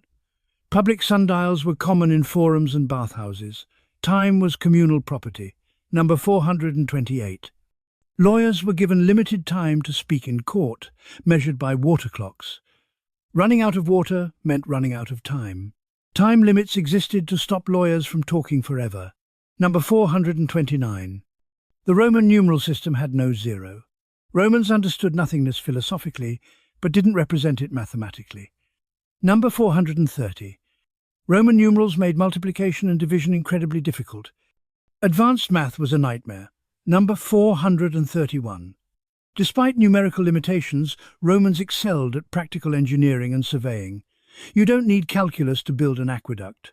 Number 432. Roman surveyors used tools like the groma, a cross-shaped levelling device, and chorobates, levelling staff, to achieve remarkable precision. Number 433. Aqueducts descended at precise gradients, about 1 foot per 1,000 feet, using only gravity. The engineering tolerance was millimeters over miles. Number 434. Romans built bridges that lasted millennia. The Ponte Fabricio in Rome, built in 62 BCE, still carries traffic after 2,086 years. Number 435. The Alcantara Bridge in Spain, built under Trajan, has an inscription, "I shall remain for the ages." It was right. Number 436. Roman bridges often had defensive towers and gates. Infrastructure was weaponized. Number 437. The Romans invented the truss bridge, arch bridge and segmented arch bridge. Every bridge type owes Rome a debt. Number 438. Water wheels powered mills for grinding grain. Industrial mechanization started with Rome. Number 439. The Barbegal mill complex in France had 16 water wheels that could grind 4.5 tons of grain per day. Industrial-scale food production. Number 440. Romans used hydraulic mining, using water to erode hillsides and extract ore. The environmental damage was catastrophic but effective. Number 441. Roman mines in Spain and Britain produced tons of gold, silver, copper, tin and lead. Mining was dangerous work done by slaves and criminals. Number 442. Miners worked by oil lamp in narrow tunnels with minimal ventilation. Cave-ins and suffocation were common. Life expectancy was low. Number 443. The Romans used mercury to extract gold through amalgamation. Mercury poisoning killed workers slowly. Number 444. Lead poisoning from pipes, makeup and cooking pots may have contributed to health problems among the elite, though the extent is debated. Number 445. Romans used lead acetate, sugar of lead, as a sweetener because it tastes sweet. They literally ate poison for dessert. Number 446. Despite some lead exposure, the Roman elite lived surprisingly long lives if they survived childhood. Lead poisoning's impact is probably exaggerated. Number 447. Glassblowing was invented in the 1st century BCE, possibly in Syria. Romans industrialized it, making glass common and affordable. Number 448. Glass windows existed but were expensive. Most Romans used wooden shutters or fabric curtains. Number 449. Transparent glass revolutionized architecture by allowing light without cold. Romans invented fenestration. Number 450. Roman glassware included bottles, cups, and decorative items. Some pieces show remarkable craftsmanship.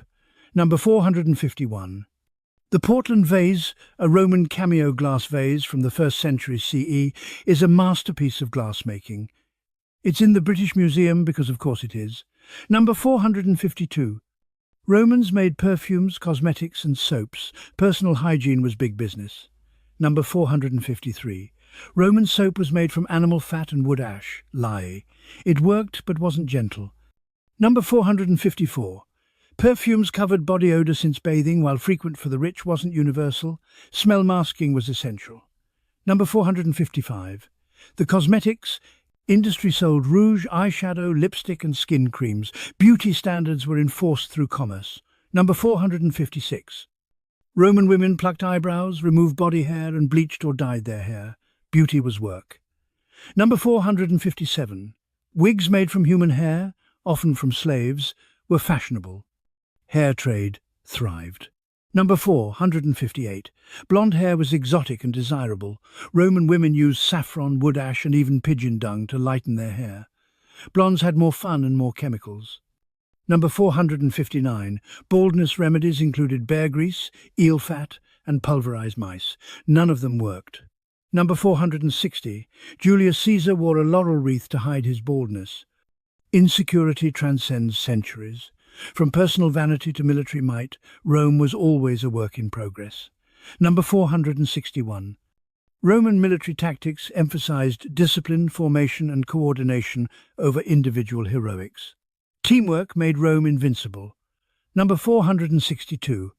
The triplex aces, triple battle line, had hastati, young fighters, in front, principes, experienced soldiers, in the middle and triarii, veterans, in reserve. Three-layer defense. Number 463. The phrase, "it's come to the triarii," meant things were desperate because the last-line veterans were fighting. It's like saying, shit got real. Number 464. Centurions commanded 80 to 100 men, not 100 despite the name.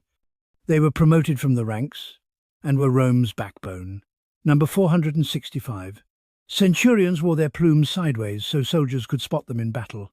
Leadership was visible. Number 466. The Primus Pilus, 1st centurion, was the legion's most senior centurion and commanded respect and fear. Number 467. Roman soldiers trained constantly. Weapons drills, forced marches, mock battles. Peacetime was preparation. Number 468. Training included building fortifications every night on campaign. Soldiers were engineers. Number 469. A marching Roman camp followed a standard layout wherever it was built. Soldiers could navigate any camp in darkness. Number 470. Legionary fortresses housed 5,000 to 6,000 men and included barracks, hospitals, workshops, granaries and baths. They were self-contained cities. Number 471. Retired soldiers founded colonies across the empire, spreading Roman culture and securing borders. Veterans were settlers. Number 472. Soldiers couldn't marry while serving, but many had unofficial families in settlements, canabe, outside fortresses. Number 473. Military discharge papers, diplomata, granted citizenship and legal marriage recognition. Paperwork made families legitimate. Number 474. Roman soldiers wrote letters home on wooden tablets, describing daily life, requesting supplies, and complaining about the weather. Soldiers are soldiers everywhere. Number 475. One Vindolanda tablet reads, "I have sent you pairs of socks from Satua, 2 pairs of sandals, and 2 pairs of underpants." Military logistics included underwear. Number 476. Military supply lines stretched thousands of miles. Grain, weapons, armor, and materials flowed constantly. Logistics determined victory. Number 477. Roman forts had latrines with running water for dozens of soldiers at once. Communal pooping continued at military bases. Number 478. Hospitals at military forts had surgical facilities and recovery wards. Wounded soldiers received care that improved survival rates. Number 479. Prosthetic limbs existed, bronze legs, wooden hands. Disabled veterans tried to adapt. Number 480. Rome honoured military service with ceremonies, decorations, and land grants. Veterans had status. Number 481. The grass crown, Corona Obsidionalis, was the highest military honour awarded for saving an entire legion or army. It was made from grass or wheat from the battlefield. Only a few were ever awarded. Number 482. Triumphs, victory parades, required the general to have killed 5,000 plus enemies and expanded Roman territory. The requirements were specific and brutal. Number 483. Generals wore purple togas and laurel wreaths during triumphs. They rode chariots pulled by white horses. Pageantry was power. Number 484. Captured enemy leaders were paraded through Rome in chains, then ritually strangled in the Tullianum prison.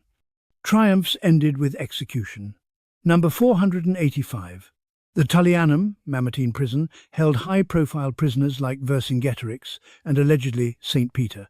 Dying in that pit was Rome's final insult. Number 486. Romans celebrated victories with games, feasts, and public distributions of money. War profits were shared unevenly with citizens. Number 487. Soldiers shouted "Io Triumphe" during victory parades. The chant echoed through Rome. Number 488. Monuments, arches, and columns commemorated victories. Propaganda was architecture. Number 489. The Ara Pacis, Altar of Peace, celebrated Augustus's military victories, paradoxically by emphasizing peace. Killing led to peace, apparently. Number 490. Marcus Aurelius's column in Rome depicts his wars against Germanic tribes in graphic relief. Peace through superior firepower, carved in stone. Number 491. Rome's expansion created a Mediterranean-wide economy, legal system, and shared culture. Empire had benefits alongside brutality. Number 492. Roman roads, aqueducts, and cities remained functional centuries after Rome fell. Infrastructure outlasted politics. Number 493. Latin evolved into Spanish, French, Italian, Portuguese, and Romanian. Half of Europe speaks Roman dialects. Number 494. Over 60% of English vocabulary comes from Latin, directly or via French. Every legal, medical, and scientific term is Roman. Number 495. Words like senator, republic, constitution, and democracy come from Rome. Our political language is Roman. Number 496. The US, Capitol, British Parliament, and countless government buildings copy Roman architecture. Power still looks like Rome. Number 497. Modern legal codes, contracts, property rights, marriage law descend from Roman law. Justice is Roman-shaped. Number 498. SPQR, Senatus Populusque Romanus. The www is PQR. Senate and People of Rome appears on everything Roman. It's the ancient brand logo. Number 499. Every August, Rome still celebrates Ferragosto, from Feriae Augusti, Augustus's festival. The emperor's holiday lasted 2,000 years. Number 500. The Roman salute, arm extended straight, was probably a Hollywood invention. We don't actually know how Romans saluted. Fascists borrowed a gesture Rome might never have used. Halfway through, let's jump into some of Rome's strangest, darkest, and most fascinating corners. Number 501. Emperor Elagabalus allegedly planned to castrate himself and become a woman because he identified more with Venus than Mars. Ancient Rome accidentally had gender non-conforming emperors. Number 502. Roman executions included crucifixion, burning alive, being sewn into a sack with a dog, rooster, snake and monkey and thrown in a river for parricide, and being forced to fight as an untrained gladiator. Creativity in cruelty. Number 503. The sack punishment for parricide, killing your father, was so elaborate because Romans viewed it as the worst possible crime. Animal symbolism represented betrayal. Number 504. Crucifixion was reserved for slaves and non-citizens. Citizens had the privilege of beheading. Number 505. Jesus was crucified as a non-citizen under Roman occupation. His execution was standard procedure for rebels. Number 506. Pontius Pilate. The Roman governor who ordered Jesus' crucifixion likely cared more about preventing riots than justice. Number 507. The Christian Church grew from a persecuted cult to the official state religion in less than 300 years. No reversal of fortune was more complete. Number 508. Emperor Diocletian launched the Great Persecution in 303 CE, the most severe persecution of Christians. Churches were destroyed, scriptures burned, and clergy executed. Number 509. Less than 10 years later, Constantine legalized Christianity. Diocletian's persecutions backfired spectacularly. Number 510. Christian martyrs were celebrated for dying horribly. Torture became proof of devotion. Religion weaponized suffering. Number 511.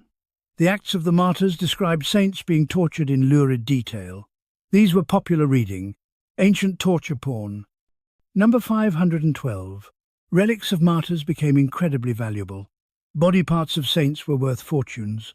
Holy remains were commodities. Number 513. Rome has over 900 churches, many built over pagan temples or martyrs' burial sites. The city layered religions. Number 514. St. Peter's Basilica sits above what's believed to be Peter's tomb. Constantine built the first basilica there in 326 CE. Number 515. The current St. Peter's Basilica was built starting in 1506 and took 120 years to complete. Renaissance Rome buried Constantine's Rome. Number 516. Michelangelo designed St. Peter's Dome. Renaissance artists rebuilt Rome as a Christian monument to replace the pagan empire. Number 517. Rome remained the symbolic center of Christianity even after the empire fell. The Pope inherited the emperor's spiritual authority. Number 518. The title Pontifex Maximus, chief priest, was used by Roman emperors and later adopted by popes. Religious continuity through vocabulary. Number 519. The papal office evolved from Rome's administrative structures. The Pope is functionally the last Roman emperor. Number 520. Vatican City is the world's smallest country, occupying 109 acres inside Rome. It's a microstate created by treaty in 1929. Number 521. Roman Emperor Commodus fought as a gladiator 735 times and charged Rome 1 million sesterces per appearance. He billed the state for his own cosplay. Number 522. Commodus once decapitated an ostrich in the arena, then walked over to the senators holding the head and sword, implying, "You're next." Subtle threats weren't his style. Number 523. Emperor Caligula appointed his horse Incitatus as a priest and planned to make him consul. Whether he was insane or trolling the Senate is still debated. Number 524. Incitatus lived in a marble stable with an ivory manger, purple blankets and a collar of precious stones. That horse lived better than 99% of Romans. Number 525. When Rome ran out of criminals to execute, they'd dress up slaves as famous criminals and force them to die in historically accurate reenactments. Method, acting taken to its darkest extreme. Number 526. The Romans had a saying, "Ubi tu Gaius, ego Gaia," where you are Gaius, I am Gaia. Wives said this at weddings, literally meaning, "I follow you." Marriage vows were submission contracts. Number 527. Wealthy Romans had vomit slaves who'd help drunk guests throw up at parties so they could keep eating. This job existed. Number 528. Emperor Nero kicked his pregnant wife Poppaea to death in a rage, then was so grief-stricken he had a young boy who resembled her castrated and married him. Therapy really wasn't invented yet. Number 529. When Mount Vesuvius erupted, one Pompeii resident was found in a locked room surrounded by gold. He likely suffocated while guarding his treasure. You literally can't take it with you. Number 530. A Pompeii bakery owner was found with a bag of money strapped to his body. He died running from the eruption while carrying cash. Priorities. Number 531. Graffiti from Pompeii includes, "Weep, you girls. My penis has given you up. Now it penetrates men's behinds. Goodbye, wondrous femininity." Ancient coming out announcements. Number 532. Another reads, "Apollinaris, the doctor of the Emperor Titus, defecated well here. Even imperial physicians advertised their bowel movements." Number 533. Roman gladiator sweat was collected and sold as an aphrodisiac. Women rubbed themselves with gladiator body fluids. Ancient OnlyFans content. Number 534. Gladiators endorsed products. Oil lamps, pottery and goods featured images of famous fighters. Athlete sponsorship deals are 2,000 years old. Number 535. One gladiator gravestone reads, "I didn't want to die, but you wanted me dead." Even in death they blamed management. Number 536. The Romans believed that drinking gladiator blood cured epilepsy. Spectators would rush into the arena with cups after fatal matches. Medical vampirism. Number 537. When Emperor Titus opened the Colosseum in 80 CE, the games lasted 100 days and included a staged naval battle with real ships in a flooded arena. Opening weekend was insane. Number 538. During these games, they executed criminals by having them torn apart while dressed as mythological figures. Someone died while dressed as Orpheus being mauled by a bear. Death became theatre. Number 539. Romans had public latrines where philosophers would discuss ideas while sitting side by side on toilet seats. The greatest minds of antiquity did philosophy while shitting together. Number 540. Philosophers in these bathrooms included Stoics preaching about not caring what others think while literally shitting in front of strangers. Peak Stoicism. Number 541. Emperor Vespasian taxed urine collection. When his son complained it was disgusting, Vespasian held up a gold coin and said, "Pecunia non ole," money doesn't stink. He literally monetized piss. Number 542. That phrase, "money doesn't stink," is still used in economics. Every time someone quotes it, they're referencing a tax on piss. Number 543. Romans believed that touching a gladiator's or executed criminal's hand could cure infertility. Thousands would rush to touch freshly killed bodies. Corpse groping for fertility. Number 544. Emperor Claudius was born with a limp, a stutter and drooled. His family hid him for years, assuming he was intellectually disabled. He became one of Rome's most effective emperors. Everyone underestimated the idiot. Number 545. Claudius wrote histories of the Etruscans and Carthaginians that are now lost. We lost entire books because medieval monks didn't think they were important enough to copy. Number 546. The Library of Alexandria probably contained hundreds of thousands of unique texts. When it burned, gradually over centuries, humanity lost more knowledge than we'll ever know we lost. Number 547. We know more ancient works existed because Romans referenced them, but the actual texts are gone. Imagine knowing your favorite movie exists because reviews mention it, but the film is lost forever. Number 548. Emperor Hadrian had such an obsessive love for the Greek youth Antinius that when he drowned in the Nile, Hadrian declared him a god, built temples, founded a city named after him, Antinoopolis, and commissioned thousands of statues. Grief became imperialism. Number 549. More statues of Antinius survive than almost any other figure from antiquity, except emperors and gods. Hadrian's heartbreak became ancient mass production. Number 550. Antinous' death was mysterious, possible accident, suicide, or ritual sacrifice. Some think he sacrificed himself for Hadrian's health. We'll never know. Number 551. When Julius Caesar was young and captured by pirates, he told them their ransom demand of 20 talents was too low. He insisted they ask for 50 talents because he was worth more. Arrogance as negotiating tactic. Number 552. While held captive, Caesar joked with the pirates, participated in their games, and told them he'd crucify them all when freed. They laughed. He wasn't joking. Number 553. After his ransom was paid and he was released, Caesar immediately gathered ships, hunted down the pirates, captured them, and crucified every single one.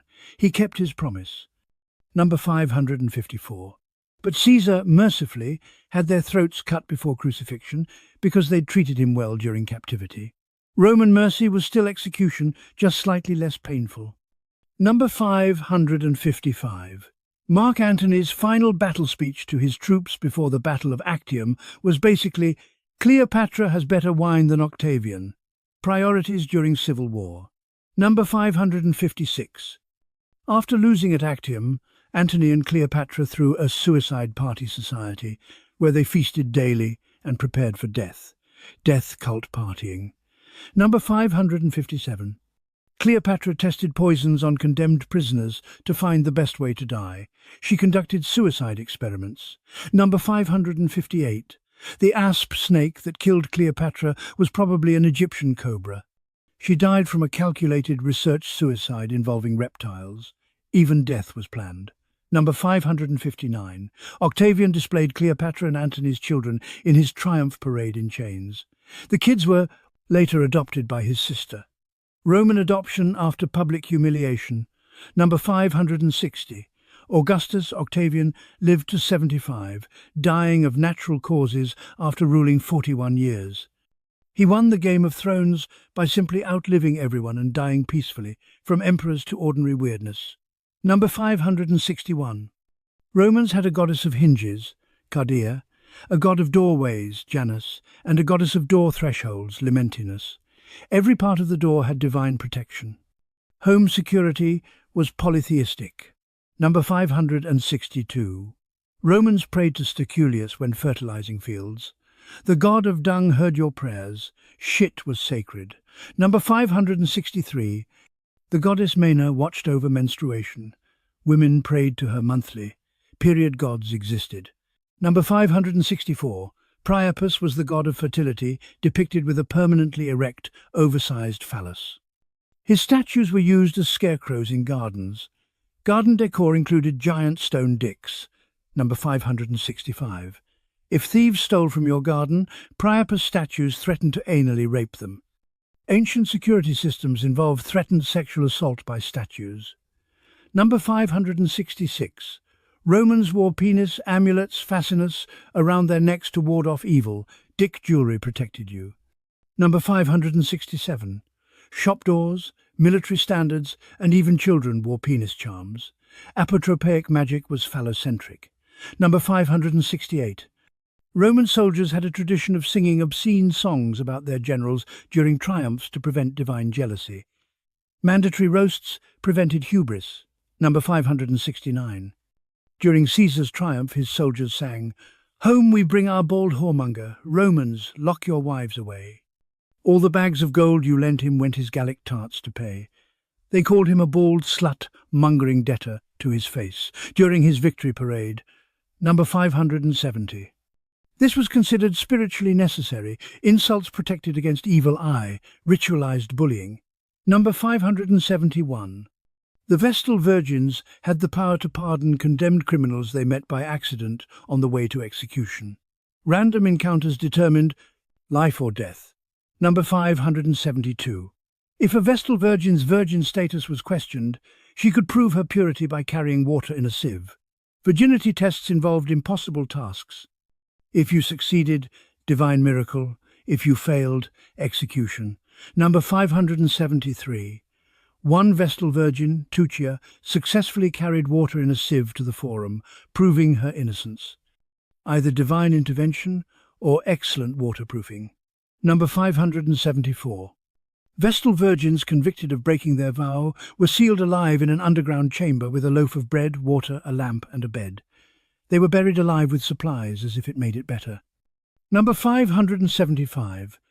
The man who had sex with a Vestal virgin was beaten to death publicly.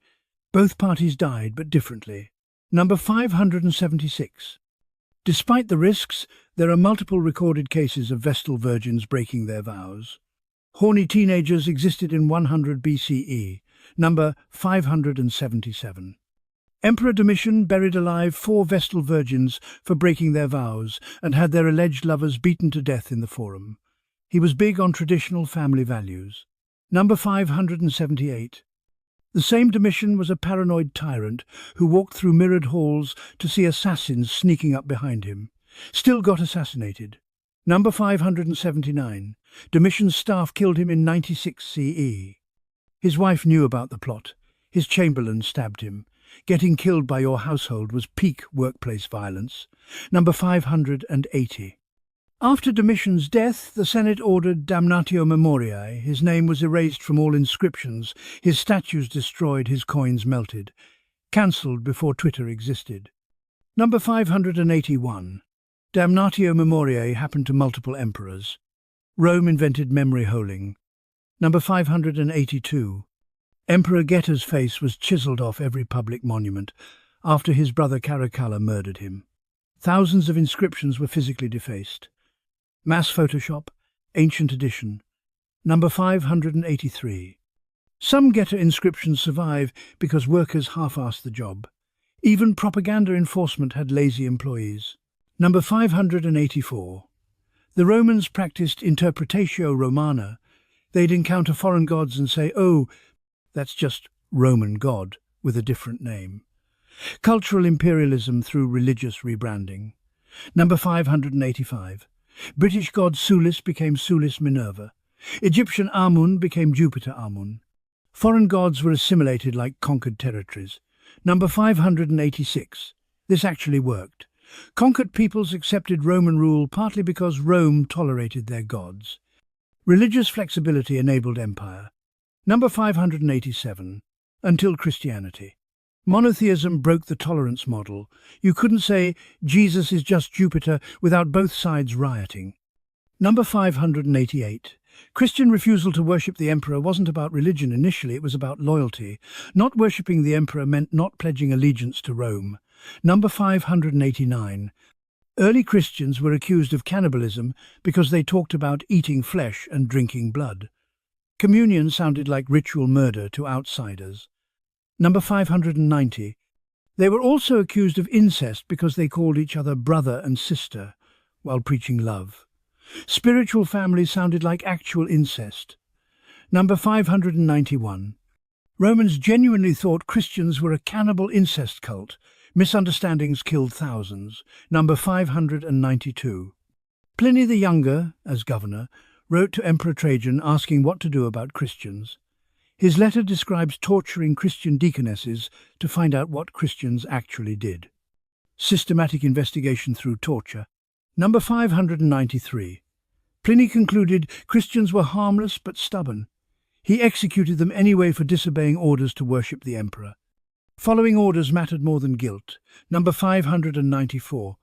Trajan replied, "Don't seek Christians out, but if they're reported and refuse to recant, execute them."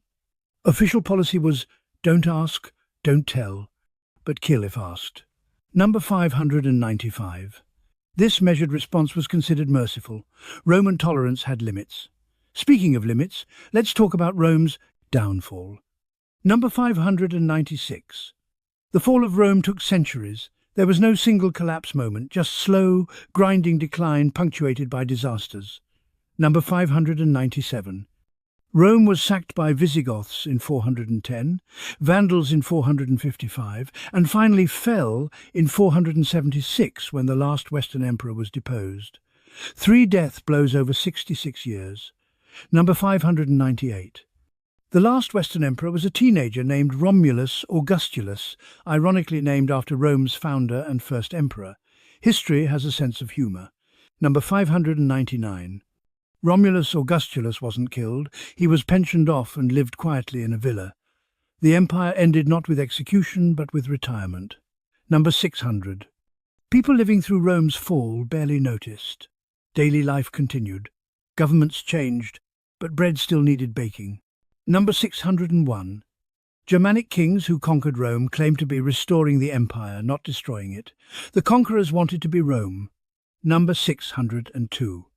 Charlemagne was crowned Roman emperor in 800 CE by the Pope. Rome kept resurrecting like a zombie. Number 603. The Holy Roman Empire, 962 to 1806, was neither holy nor Roman nor an empire, but it claimed Roman legitimacy for 844 years. Number 604. The Russian title Tsar comes from Caesar. Russian emperors claimed to be Rome's heirs through Byzantine connections. Number 605. The Ottoman Sultan Mehmed II, after conquering Constantinople in 1453, declared himself Caesar of Rome, Caesar-i Rum. A Muslim Turk claimed to be Roman emperor. Everyone wanted to be Rome. Number 606. Mussolini tried to recreate the Roman Empire in the 1930 seconds, 40 seconds. Fascism was Roman cosplay with worse results. Number 607. The fasces, a bundle of rods with an axe, was a Roman symbol of authority. Mussolini's fascists adopted it. The word fascism literally means bundling in Latin. Number 608. America's founding fathers were obsessed with Rome. The Senate, Capitol, checks and balances, even architectural style, all Roman. Number 609. The U.S. Capitol building is covered in Roman symbols. The Statue of Freedom on top wears a Roman helmet. America built Rome too. Number 610. George Washington was compared to Cincinnatus, the Roman general who saved Rome, then returned to his farm. Washington rejected monarchy to farm at Mount Vernon.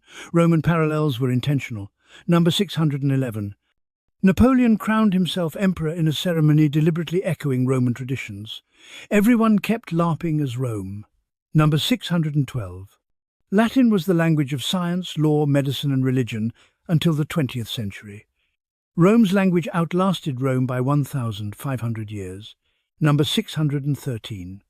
Catholic Mass was conducted in Latin until 1962. 2,000 years of linguistic continuity. Number 614.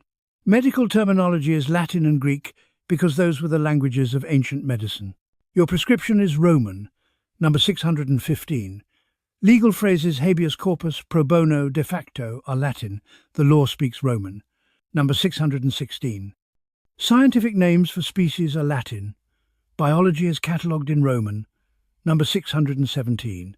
The calendar, months and days of the week have Roman and Roman-absorbed origins. Time itself is Roman-shaped. Number 618. Romance languages, Spanish, French, Italian, Portuguese, Romanian, are evolved Latin spoken by 900 million people. Rome never died. It mutated. Number 619. English is 60% plus Latin. Derived vocabulary when you include French borrowings. You're reading Roman right now. Number 620. The Roman legacy is infrastructure. Their roads, aqueducts and sewers lasted longer than the civilization that built them. Let's go back to the glory days and uncover more strange truths. Number 621. Wealthy Romans had nose wipers, slaves whose job was literally to wipe their owner's nose. Job's specialization reached absurd levels. Number 622. Some slaves were footstools. They'd crouch under tables so owners could rest their feet on human backs. Furniture was people. Number 623. Other slaves were litter bearers, who carried wealthy Romans on platforms through the streets. Human Uber. Number 624. Being a rich person's slave could be better than being a free poor person. Skilled slaves had job security, housing and food. Freedom didn't guarantee those. Number 625. Some slaves saved money and bought their freedom. Entrepreneurial slavery.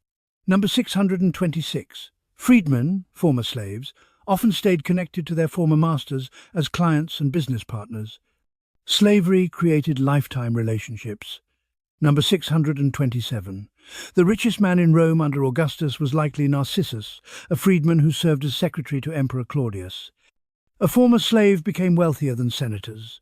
Number 628. Freedmen couldn't hold political office, but their children could. One generation from slave to senator was possible. Number 629.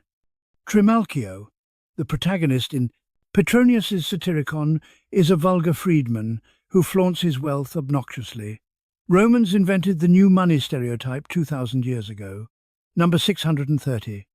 At Trimalchio's fictional dinner party, a roasted pig is brought out, stuffed with sausages, representing intestines spilling out. Elaborate food pranks amused Romans. Number 631. The same dinner features a dessert where slaves dressed as Furies whipped cream.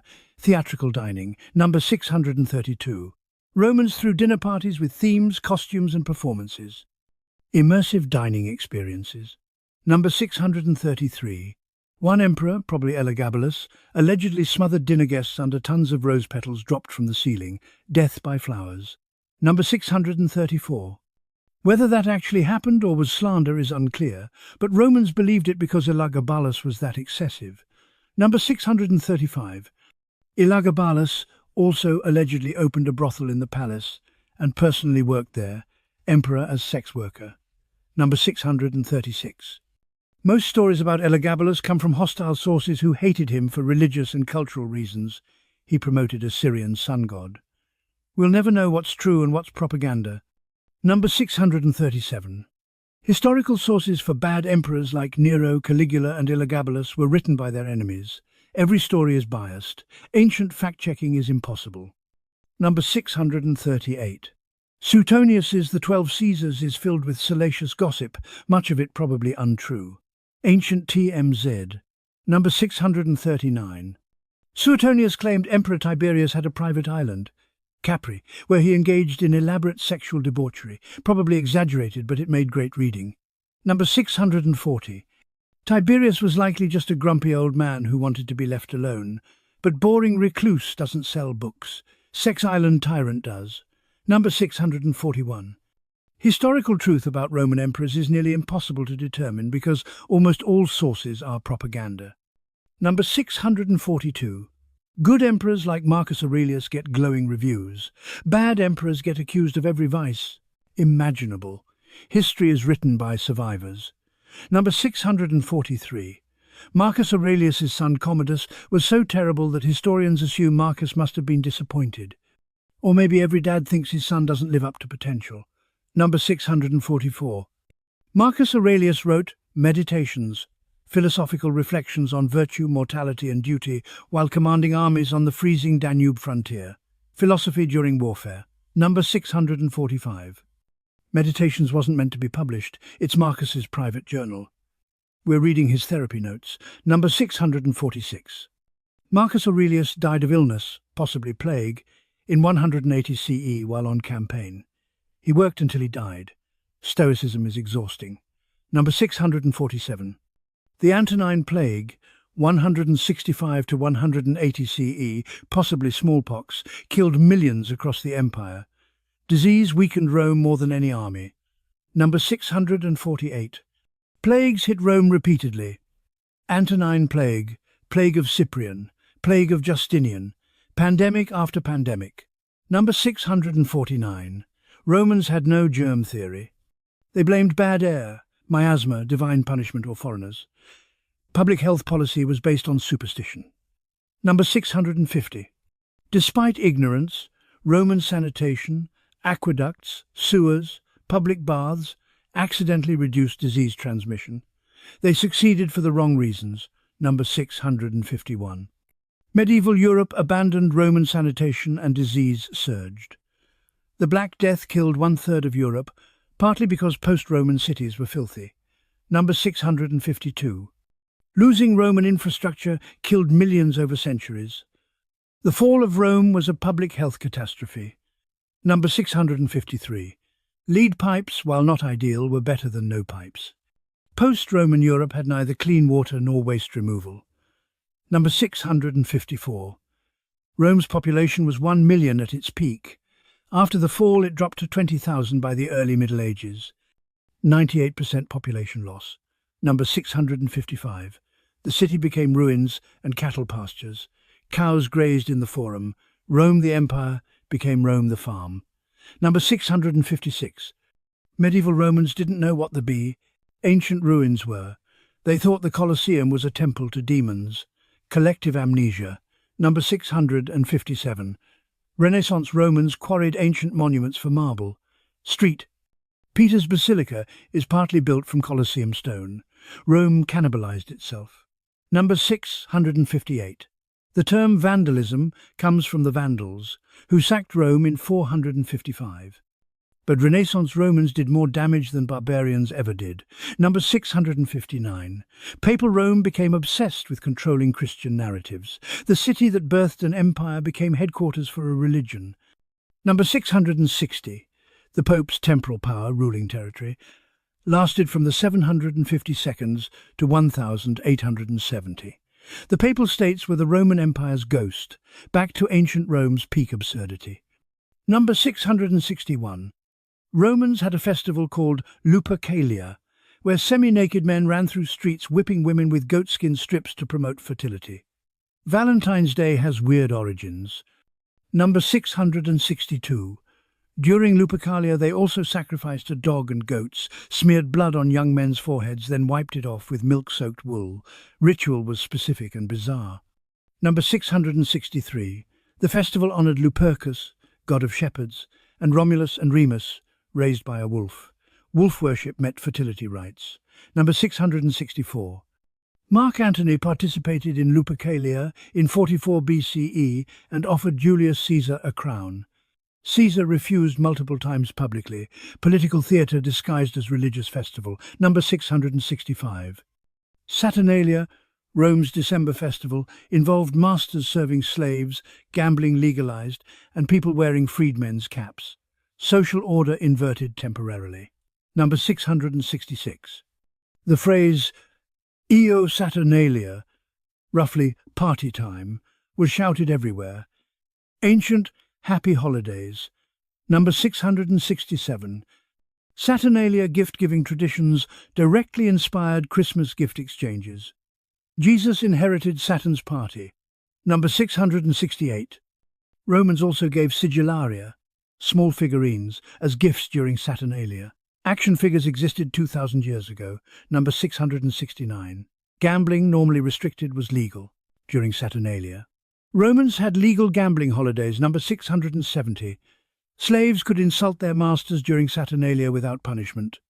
Annual roasts. Number 671. After Saturnalia ended, everything reset. Hierarchy restored. Safety valves prevent revolutions. Number 672. The festival of Anna Perenna, March 15, involved drinking as many cups of wine as you wished years to live. Alcoholic fortune-telling. Number 673. Romans celebrated Hilaria, March 25, with parties and masquerades. Ancient costume parties. Number 674. The Floralia festival, April 28, May 3, honoured the flower goddess Flora with theatre, prostitutes and naked dancing. Spring fertility celebrations were explicitly sexual. Number 675. Prostitutes performed nude dances and mimed sexual acts at Floralia. Public sex work as religious observance. Number 676. When a serious senator demanded the nude dancing stop out of decency, the crowd chanted until he left. Romans chose naked dancing over prudes. Number 677. Cato the Younger famously walked out of Floralia so the naked dancing could continue without offending him. Even moral reformers knew when they were beaten. Number 678. The Vestalia, June 7 to 15, was dedicated to Vesta. Houses were swept and sweepings were carried to the Tiber in ritual processions. Spring cleaning was religious. Number 679. Romans celebrated the Ides of each month, but the Ides of March became infamous after Caesar's assassination. Shakespeare made one date legendary. Number 680. Fortune-tellers warned Caesar, "Beware the Ides of March." He ignored them and died. Romans loved ironic foreshadowing. Number 680. 1. The same fortune-teller supposedly greeted Caesar on the Ides with, "The Ides of March are come." Caesar replied, "Aye, but not gone." Hours later he was stabbed 23 times. Number 682. Brutus, one of Caesar's assassins, was rumoured to be Caesar's illegitimate son. Caesar possibly died by his own son's hand. Greek tragedy in Roman politics. Number 683. Caesar's final words probably weren't et tu, Brute, but possibly kappa alpha I sigma, taue kapaniu omikroniu, Greek for you too, child. Shakespeare editorialized. Number 684. After stabbing Caesar, the conspirators ran through Rome, waving bloody daggers and shouting about liberty. Assassins as PR disaster. Number 685. The Roman people didn't celebrate the assassination. They rioted. The conspirators completely misread public opinion. Number 686. Brutus and Cassius fled Italy. Both committed suicide after losing battles to Mark Antony and Octavian. Tyrannicide didn't work out. Number 687. Brutus's last words were reportedly, "Wretched virtue, thou wert but a name, and yet I worship thee as real indeed." Even dying, he was philosophical. Number 688. Romans believed that ghosts of murder victims haunted their killers. Brutus reportedly saw Caesar's ghost before his final battle. Guilt manifests. Number 689. Mark Antony mutilated Cicero's corpse after having him killed, cutting off his hands and head. Cicero's eloquent hands that wrote against Antony were nailed to the Senate door. Number 690. Cicero's wife Publilia inherited his estate, but his daughter Tullia had died young, breaking his heart. Cicero wrote heartbroken letters about his daughter that survive. Even great orators were grieving fathers. Number 691. Spartacus wasn't just any gladiator who led a revolt. He was a Thracian warrior, possibly a former Roman auxiliary soldier, who deserted and was captured. Rome then forced him to fight for entertainment, the ultimate irony. The soldier they trained became their worst nightmare. Number 692. His revolt started in 73 BCE when about 70 gladiators escaped from a training school in Capua using kitchen knives. They weren't planning a revolution, they just wanted to escape to freedom. But as word spread, thousands of slaves joined them. Number 693. Within 2 years, Spartacus commanded an army of 70,000 to 120,000 escaped slaves, defeating multiple Roman armies. They weren't trained soldiers, they were cooks, farmers, miners, and household servants who learned to fight. And they were winning. Number 694. Spartacus tried to lead his followers north over the Alps to freedom, but they refused to leave Italy. They wanted revenge, not escape. He couldn't control his own success. Number 695. Marcus Licinius Crassus, Rome's richest man, finally crushed the revolt in 71 BCE. Crassus was a real estate mogul and politician desperate for military glory to match Pompey and Caesar. He got it by slaughtering slaves. Number 696. After the final battle, Crassus couldn't find Spartacus's body. Some think he died fighting in the chaos, trying to reach Crassus personally. Others think he escaped and lived anonymously. Rome never got closure. Number 697.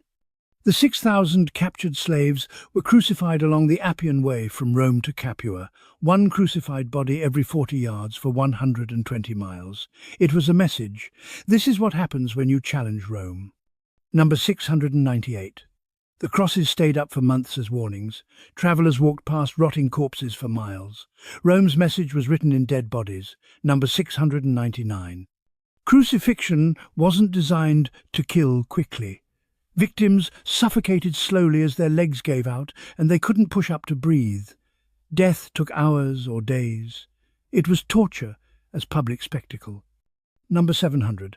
The Romans perfected crucifixion to maximize suffering and humiliation. Victims were stripped naked, their crimes written above their heads. It was execution as advertising. Let's talk about the women Rome tried to forget. Number 701. Agrippina the Younger was Emperor Claudius's fourth wife and Nero's mother. She was ruthlessly ambitious and probably one of the most dangerous women in Roman history, and that's saying something. Number 702. Agrippina was also Claudius's niece. Roman emperors kept it in the family. Claudius had to change the law to marry her because uncle-niece marriage was illegal. He changed the law. Number 703. She likely poisoned Claudius with toxic mushrooms in 54 CE so her son Nero could become emperor. The ancient sources claim she had a eunuch named Helotus serve the poisoned mushrooms directly. Nero became emperor at 16 because Mum murdered his stepfather. Number 704. Agrippina controlled Nero for the first 5 years of his reign. Every decision went through her. She was empress in everything but name. Number 705. Then Nero got tired of being controlled by his mother. He tried to kill her multiple times, collapsing ceiling, poisoned food, and even a boat designed to sink and drown her, accidentally. Number 706. The boat plan failed because Agrippina swam to shore. She literally survived a state-sponsored assassination by swimming. When soldiers finally killed her in her home, she reportedly said, "Strike the womb," pointing to where Nero came from. Even dying, she knew how to deliver a line. Number 707. Messalina was Claudius's third wife, and Roman sources paint her as sex-obsessed and treacherous. They claim she once challenged Rome's most famous prostitute to a sex competition and won after 25 partners in 24 hours. This is probably propaganda, but it tells us how much Romans hated her. Number 708. The same sources claim Messalina secretly worked in a brothel at night under the name She-Wolf while being empress. Whether true or misogynistic slander, it became historical record. Women who threatened male power became prostitutes in the telling. Number 709. Messalina was executed in 48 CE for allegedly plotting to overthrow Claudius. She tried to commit suicide but couldn't bring herself to do it, so a Praetorian tribune stabbed her. Even her death was taken from her hands. Number 710. Livia Drusilla was Augustus's wife for 51 years, and possibly the most powerful woman in Roman history. Ancient sources accused her of poisoning multiple family members to secure her son Tiberius's succession. She was the original political mastermind. Number 711. When Augustus died in 14 CE, Livia was in the room. Rumour said she'd smeared poison on figs in their garden and watched him eat them. She was 71 and had been planning successions for decades. Number 712. Tiberius, Livia's son, resented her interference so much that when she died in 29 CE, he refused to attend her funeral or execute her will. She'd controlled him his entire life. He got revenge posthumously. Number 713. Livia was deified, made a goddess, by Emperor Claudius in 42 CE, 13 years after her death. She became Diva Augusta. Roman women could become gods if they married correctly. Number 714.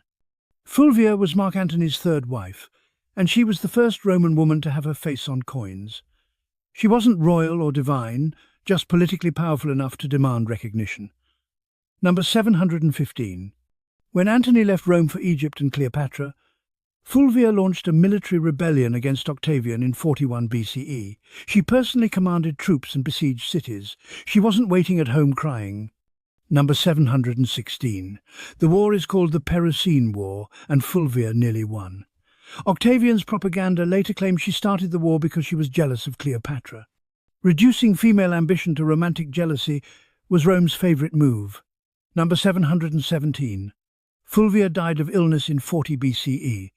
Antony married Octavian's sister immediately after to secure a political alliance. Roman marriages were business mergers with sex. Number 718. Cornelia, mother of the Gracchi brothers, was famous for saying her sons were her jewels when another woman bragged about jewellery. It became the model of Roman maternal virtue, motherhood as status symbol. Number 719. Her sons, Tiberius and Gaius Gracchus, were populist reformers in the late Republic, 132 BCE, who tried to redistribute land to poor citizens. Both were killed by senatorial mobs. Reform got you murdered. Number 720. After both sons were dead, Cornelia retired to a villa and hosted intellectuals and philosophers. She wrote letters that were published and studied. She became more famous than most male politicians. Let's talk about the reformers who tried to save Rome and died trying. Number 721. The Gracchi brothers, Tiberius and Gaius, came from one of Rome's most prestigious families. Their grandfather was Scipio Africanus, the general who defeated Hannibal. They had everything to lose and tried to change the system anyway. Number 722. Tiberius Gracchus became tribune in 133 BCE and proposed land reform, take back public land that rich senators had monopolized and redistribute it to poor citizens and veterans. The Senate hated it. Number 723. When a fellow tribune vetoed the law, Tiberius had him removed from office, technically illegal but popular. He was bypassing the system because the system was rigged. Number 724. The Senate accused him of wanting to be king. In Rome, king was the worst accusation possible. The Senate formed a mob and beat Tiberius and 300 of his supporters to death with clubs and chairs. They murdered a sitting tribune and called it patriotism. Number 725. His body was thrown in the Tiber River like garbage. No trial, no charges, just mob violence by senators in togas. Number 726. 10 years later, his younger brother Gaius became tribune and continued the reforms. He went further, subsidized grain for the poor, road-building programs, and extending citizenship rights. He was building a coalition of the powerless. Number 727. The Senate declared martial law for the first time in Roman history and hunted Gaius through the streets. He ordered his slave to kill him rather than be captured. His slave then killed himself. Loyalty unto death. Number 728. The Senate put a bounty on Gaius's head, its weight in gold. A political enemy cut off his head and to increase the reward poured molten lead into the skull to make it heavier. Greed, even in death. Number 729. 3,000 of Gaius's supporters were executed without trial. The Senate massacred thousands for supporting land reform. Rome chose oligarchy over reform. Number 730. The Gracchi brothers' murders marked the beginning of the end of the Republic. Violence became a political tool. Once killing political opponents was acceptable, civil war was inevitable. Civil wars destroyed the Republic, one bloody generation at a time. Number 731. Gaius Marius was a new man, novus homo, someone whose family had never held high office. He rose from nothing to become consul 7 times through military genius and populist politics. He was Rome's ultimate social climber. Number 732. Marius reformed the Roman army in 107 BCE by opening recruitment to landless poor citizens. Before him, only property owners could serve. He created a professional army that owed loyalty to generals, not the state. This change eventually destroyed the Republic. Number 733. Soldiers now looked to their generals for pay and land after service, not the Senate. Armies became personal tools of ambitious men. Rome militarized politics. Number 734. Lucius Cornelius Sulla was Marius's rival, a patrician aristocrat who believed the Senate should rule. When Marius tried to steal Sulla's military command in 88 BCE, Sulla did the unthinkable. He marched his legions on Rome. Number 735. No Roman general had ever marched on Rome before. It was sacred, unthinkable. Sulla broke the ultimate taboo. Once that line was crossed, it kept getting crossed. Number 736. Sulla seized power, then marched east to fight a war. While he was gone, Marius returned, seized Rome, and launched a purge. Marius's men killed senators and wealthy citizens in the streets. The heads of victims were displayed in the forum. Terror as policy. Number 737. Marius died in 86 BCE, possibly from a stroke, possibly from drinking himself to death. Even in victory, he couldn't enjoy it. Number 738. Sulla returned in 83 BCE and won the civil war. Then he did something unprecedented. He made himself dictator with no time limit and published proscription lists, execution lists posted publicly. Number 739. If your name was on the list, you could be killed by anyone, and the killer got a reward. Your property was confiscated, your family lost citizenship. It was crowdsourced political murder. Number 740. Sulla's proscriptions killed thousands, senators, equestrians, and wealthy citizens. Rome ate itself. Civil war made murder legal. Number 741. Sulla then reorganized the Republic to strengthen the Senate and weaken populist politicians. He tried to fix Rome by killing his enemies. Then in 79 BCE he resigned and retired. Power voluntarily given up. Number 742. Sulla died in 78 BCE from an illness that caused his flesh to rot and be eaten by lice while still alive. The ancient sources called it divine punishment. Body horror as morality tale. Number 743. Sulla's reforms failed within a decade. You can't kill your way to stability. The Republic's death had only been delayed. Number 744. Pompey the Great rose to power in the chaos after Sulla. He was called the Teenage Butcher for killing Sulla's enemies at 17. Child soldier as political enforcer.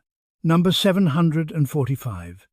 Pompey conquered pirates, defeated Mithridates in the east, reorganized the eastern provinces, and became insanely wealthy and popular. He was Rome's golden boy until Caesar overshadowed him. Number 746.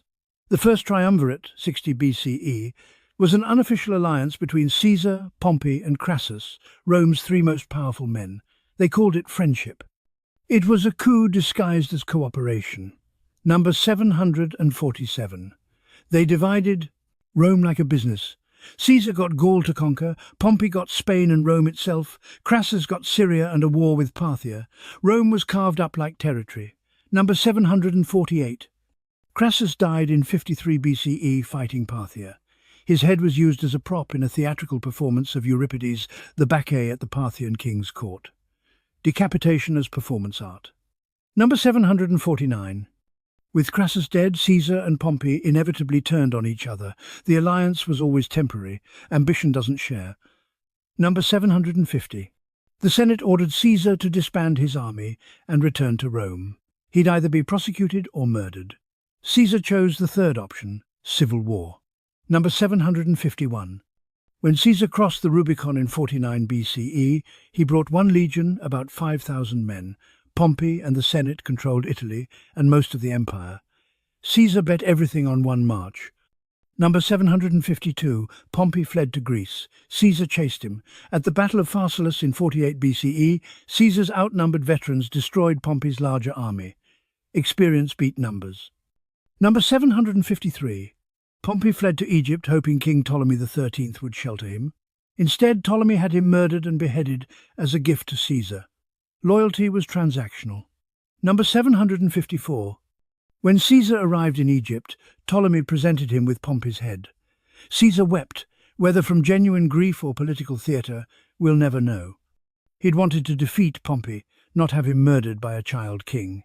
Number 755. Caesar then got involved in Egypt's civil war between Ptolemy XIII and his sister wife Cleopatra VII. Yes, they were married siblings fighting for the throne. Egyptian royal families were complicated. Number 756. Cleopatra was 21, brilliant and desperate. She allegedly had herself smuggled into Caesar's quarters, rolled in a carpet to meet him without her brother's guards stopping her. Bold entrances get attention. Number 757. Caesar and Cleopatra became lovers. He stayed in Egypt for months, fighting a war for her throne. Whether it was love, lust, or political calculation, probably all three. Number 758. Cleopatra had a son she claimed was Caesar's, Caesarion, Little Caesar. Caesar never officially acknowledged him, but he also never denied it. Paternity as political ambiguity. Number 759. Caesar returned to Rome in 46 BCE and celebrated 4 triumphs in 1 month. He showed off treasures from Gaul, Egypt, Pontus and Africa. Rome had never seen such wealth. Number 760. During his Egyptian triumph, Cleopatra's sister Arsinoe was paraded in golden chains. The crowd sympathized with her and booed. Caesar spared her life. Even Romans had limits. Caesar reshaped Rome, but Rome reshaped him into a corpse. Number 761. Caesar became dictator for life in 44 BCE. The Senate gave him godlike honors, his face on coins, a golden throne, a personal cult, and the title Father of the Fatherland. They basically worshipped him, then killed him.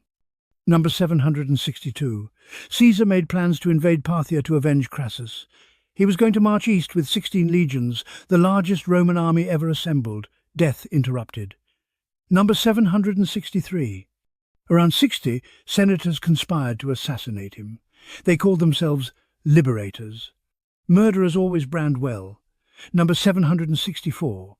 The conspiracy was led by Marcus Junius Brutus, possibly Caesar's illegitimate son, and Gaius Cassius Longinus, who Caesar had pardoned after civil war. Mercy got Caesar killed. Number 765. The conspirators chose the Ides of March, March 15, because the Senate was meeting and Caesar would be alone without his bodyguards inside the sacred space. They weaponized his trust. Number 766. When Caesar entered, the conspirators surrounded him, pretending to present a petition. Then one grabbed his toga, the signal. Caesar was trapped in a mob of knives. Number 767. 23 stab wounds. Only one was fatal. The rest was frenzy. Assassination became murder, became mob butchery. Number 768. Caesar reportedly stopped fighting back when he saw Brutus among the attackers. If Brutus, his possible son, his protégé, his pardoned enemy, wanted him dead, maybe it was time. He pulled his toga over his head to die with dignity. Number 769. The conspirators ran through Rome with bloody daggers, shouting about liberty. They thought the people would celebrate. They miscalculated catastrophically. Number 770. Mark Antony, Caesar's loyal general and consul, seized Caesar's will and papers. He called a Senate meeting and gave a speech so brilliant it turned public opinion against the assassins overnight. Number 771.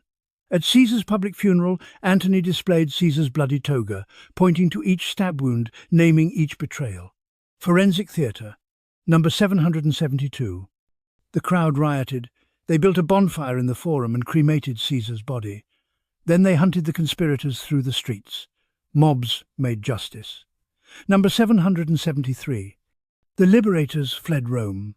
Within 2 years, almost all were dead, killed in battles or suicide.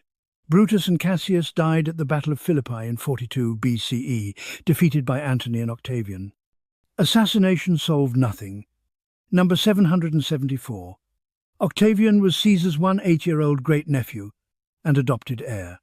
He was sickly, inexperienced, and underestimated. He survived everyone and became Augustus, the first emperor. Never count out the quiet ones. Number 775. After Caesar's assassination, Rome had 13 more years of civil war. The Republic was dead, but it took over a decade of bloodshed to bury it. Number 776. The second triumvirate, 43 BCE, Octavian, Mark Antony and Lepidus, wasn't a secret alliance like the first. It was legally official, with powers to make laws, appoint magistrates and prescribe enemies. Dictatorship as committee. Number 777. They published new prescription lists. Around 300 senators and 2,000 equestrians were marked for death. Rome massacred its elite again. Number 778. Cicero, Rome's greatest orator and fierce critic of Antony, was on the list. He tried to flee, but was caught. His last words were reportedly, "There is nothing proper about what you are doing, soldier, but do try to kill me properly." Eloquent until the end. Number 779. After killing him, the soldiers cut off Cicero's head and hands, which wrote his speeches. Antony's wife Fulvia allegedly took Cicero's head and stabbed his tongue repeatedly with her hairpin. Revenge was personal. Number 780. Cicero's head and hands were displayed on the rostra, speaker's platform, in the forum where he'd given his greatest speeches. Symbolism was the point. While Romans killed each other, the empire kept expanding. Number 781. Roman Britain was conquered in 43 CE under Emperor Claudius. It took 40 years of fighting to secure the island. The easy conquest took 4 decades. Number 782. Caratacus, a British tribal leader, fought Rome for 9 years using guerrilla warfare. When finally captured, he was brought to Rome in chains for Claudius's triumph. Number 783. At his trial, Caratacus gave a speech so eloquent that Claudius pardoned him. The British warrior defeated Roman justice with words. He lived out his days in Rome as an honoured guest prisoner. Number 784. Boudica's revolt in 60 CE happened because Roman officials flogged her and raped her daughters after her husband, a client king, died. Rome's civilizing mission included sexual violence. Number 785. Boudica raised an army of 100,000 to 230,000 Britons and destroyed Camulodunum, Colchester, burning the city and massacring everyone, citizens, soldiers, anyone who'd collaborated with Rome. Number 786. She then destroyed Londinium, London, and Verulamium, Street Albans. Archaeological layers show thick deposits of burnt debris, entire cities reduced to ash. Number 787. Roman historians claimed 70,000 to 80,000 Romans and Romano-British were killed. The numbers might be exaggerated, but the rage was real. Number 788.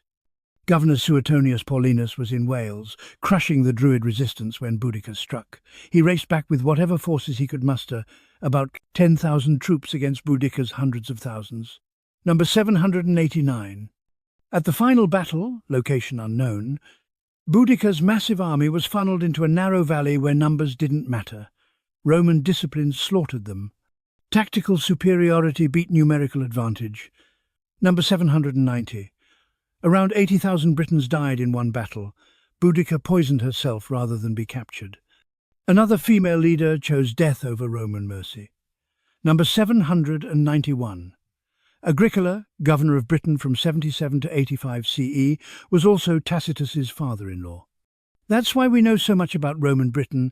Tacitus wrote a glowing biography called Agricola. History is written by sons-in-law. Number 792.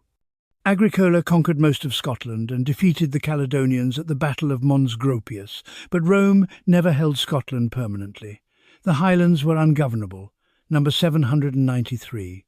A Caledonian leader allegedly said, "They make a desert and call it peace." Tacitus put these words in the enemy's mouth, criticizing Rome through ventriloquism. Even imperial propaganda leaked doubt. Number 794.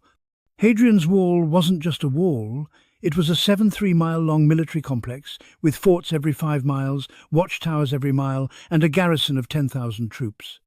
It was the ancient equivalent of a militarized border with permanent infrastructure. Number 795. The wall had a V-shaped ditch on the north side, facing Scotland, that was 27 feet wide and 15 feet deep. Getting past the ditch, the wall and the soldiers was nearly impossible. Number 796. But the real genius was economic control. The wall had gates that regulated trade and movement. Rome could tax, monitor and control everyone who crossed. It was a border checkpoint system. Number 797. Vindolanda, one of the forts along Hadrian's Wall, preserved thousands of wooden writing tablets in its oxygen-free, waterlogged soil. These tablets are the most extensive collection of Roman handwriting in existence. Number 798. One Vindolanda tablet is a birthday party, invitation. Claudia Severa to her Lepidina, greetings. On 11 September, sister, for the day of the celebration of my birthday, I give you a warm invitation to make sure that you come to us, to make the day more enjoyable for me by your arrival. Ancient friendship across a militarized frontier. Number 799. Another tablet is a request for more beer and socks. Roman soldiers on the rainy British frontier just wanted to be warm and drunk. Relatable across 2,000 years. Number 800. The Antonine Wall, built farther north in Scotland around 142 CE, was abandoned after only 20 years. Rome tried to push deeper into Scotland and gave up. The Highlands won. While legions conquered frontiers back in Rome, emperors were losing their minds. Number 801. Emperor Nero's Domus Aurea, Golden House, palace had a dining room with a rotating ceiling that scattered flower petals and perfume on guests. Engineering served excess. Number 802. The entrance hall featured a 120-foot bronze statue of Nero depicted as the sun god's soul. The Colosseum got its name from this Colossus of Nero that stood beside it for centuries. Number 803. After Nero's suicide in 68 CE, the statue's head was replaced multiple times to represent different emperors. Eventually it was moved and melted down, but the nickname Colosseum stuck. Number 804. Nero's Golden House covered 300 acres, nearly 50 city blocks. He seized property burned in the Great Fire to build his private paradise. Disaster became real estate opportunity. Number 805. The palace had a lake where the Colosseum now stands. After Nero's death, Emperor Vespasian drained it and built the Colosseum there as a populist gesture, giving back to the people what Nero took for himself. Number 806. Nero considered himself an artist and performer. He competed in the Olympics, which were rescheduled to accommodate his visit, in 67 CE and won every contest he entered. Judges who let the emperor lose didn't live long. Number 807. Nero entered a chariot race with 10 horses, everyone else had 4, fell out during the race, didn't finish, and was still declared the winner. Olympic corruption existed 2,000 years ago. Number 808. He performed as an actor and singer throughout Greece. Audiences weren't allowed to leave during his performances. Guards locked the doors. People allegedly faked deaths and had friends carry them out to escape. Mandatory entertainment. Number 809. When the Great Fire of Rome burned for 6 days in 64 CE, destroying 70% of the city, rumours claimed Nero fiddled while Rome burned. He probably didn't. Fiddles didn't exist yet, and he wasn't even in Rome when it started. But the Colosseum story fit the narrative. Number 810. Nero opened his palaces to displaced fire victims and organised relief efforts. He also allegedly set the fire himself to clear land for his new palace. Both could be true. PR and arson aren't mutually exclusive. Number 811. When people blamed Nero for the fire, he blamed Christians, a small, weird cult most Romans had barely heard of. Scapegoating minorities is ancient political strategy. Number 812. Nero's persecution of Christians included burning them alive as human torches to light his garden parties. Tacitus, no friend to Christians, admitted this was excessive and generated sympathy for them. When Tacitus thinks you went too far, you went too far. Number 813. In 68 CE, the Senate declared Nero a public enemy. He fled Rome and tried to commit suicide but couldn't bring himself to do it. His secretary finally helped him stab himself in the throat. Even his suicide needed assistance. Number 814. Nero's last words were allegedly, "Qualis artifex perio," what an artist dies in me. Narcissistic until the end. Number 815. After Nero died, multiple impostors claimed to be him for decades. The false Neros gathered followings, especially in the eastern provinces where Nero had been popular. Elvis never left the building. Some emperors were mad, others were just unlucky. Number 816. Emperor Galba ruled for only 7 months in 68 to 69 CE before being murdered in the Forum by Praetorian guards. He was 71 years old. His decapitated head was brought to his successor as proof. Number 817. Otho, who succeeded Galba, ruled for 3 months before losing a civil war to Vitellius. Rather than continue fighting, Otho committed suicide to spare Rome further bloodshed. The only emperor to die for Rome rather than for power. Number 818. Vitellius ruled for 8 months and was known mainly for gluttony. Ancient sources claim he ate 4 feasts a day and vomited between meals to make room for more food. Bulimia as lifestyle. Number 819. When Vespasian's armies marched on Rome, Vitellius tried to abdicate. The Praetorian Guard wouldn't let him quit. He was captured, tortured, dragged through Rome on a hook, killed, and his body thrown in the Tiber. The job had a harsh severance package. Number 820. The year of the 4 emperors, 69 CE, Galba, Otho, Vitellius, Vespasian, lasted 12 months. Rome cycled through 4 rulers while tearing itself apart. Civil war as annual event. Number 821. Vespasian, who finally stabilized Rome, was a new man from a relatively modest equestrian family. He rose through military competence, not aristocratic connections. Merit occasionally mattered. Number 822. Vespasian was famously down-to-earth and had a sense of humour. On his deathbed he joked, "Ve puto deus fio, oh dear, I think I'm becoming a god." Self-awareness about imperial divinity. Number 823. Vespasian's biggest accomplishment was restoring Rome's finances after Nero bankrupted it. He taxed everything, including urine collection. Practical leadership isn't glamorous. Number 824. Public urinals in Rome were called Vespasians for centuries because of the urine tax. He's immortalized as the guy who monetized piss. Number 825. Vespasian started building the Colosseum in 72 CE, but died before it was finished. His son Titus completed and opened it in 80 CE. Imperial projects spanned generations. Number 826. Titus ruled only 2 years, 79 to 81 CE, but faced multiple disasters. The eruption of Mount Vesuvius, 79 CE, a fire in Rome, 80 CE, and a plague. His entire reign was crisis management. Number 827. Despite the disasters, Titus was beloved. He was generous, rebuilt what burned, and provided relief to Vesuvius victims. Being competent during catastrophe made him popular. Number 828. Titus allegedly said on his deathbed, "I have made but one mistake." No one knows what mistake he meant. History's most tantalizing deathbed confession with no explanation. Number 829.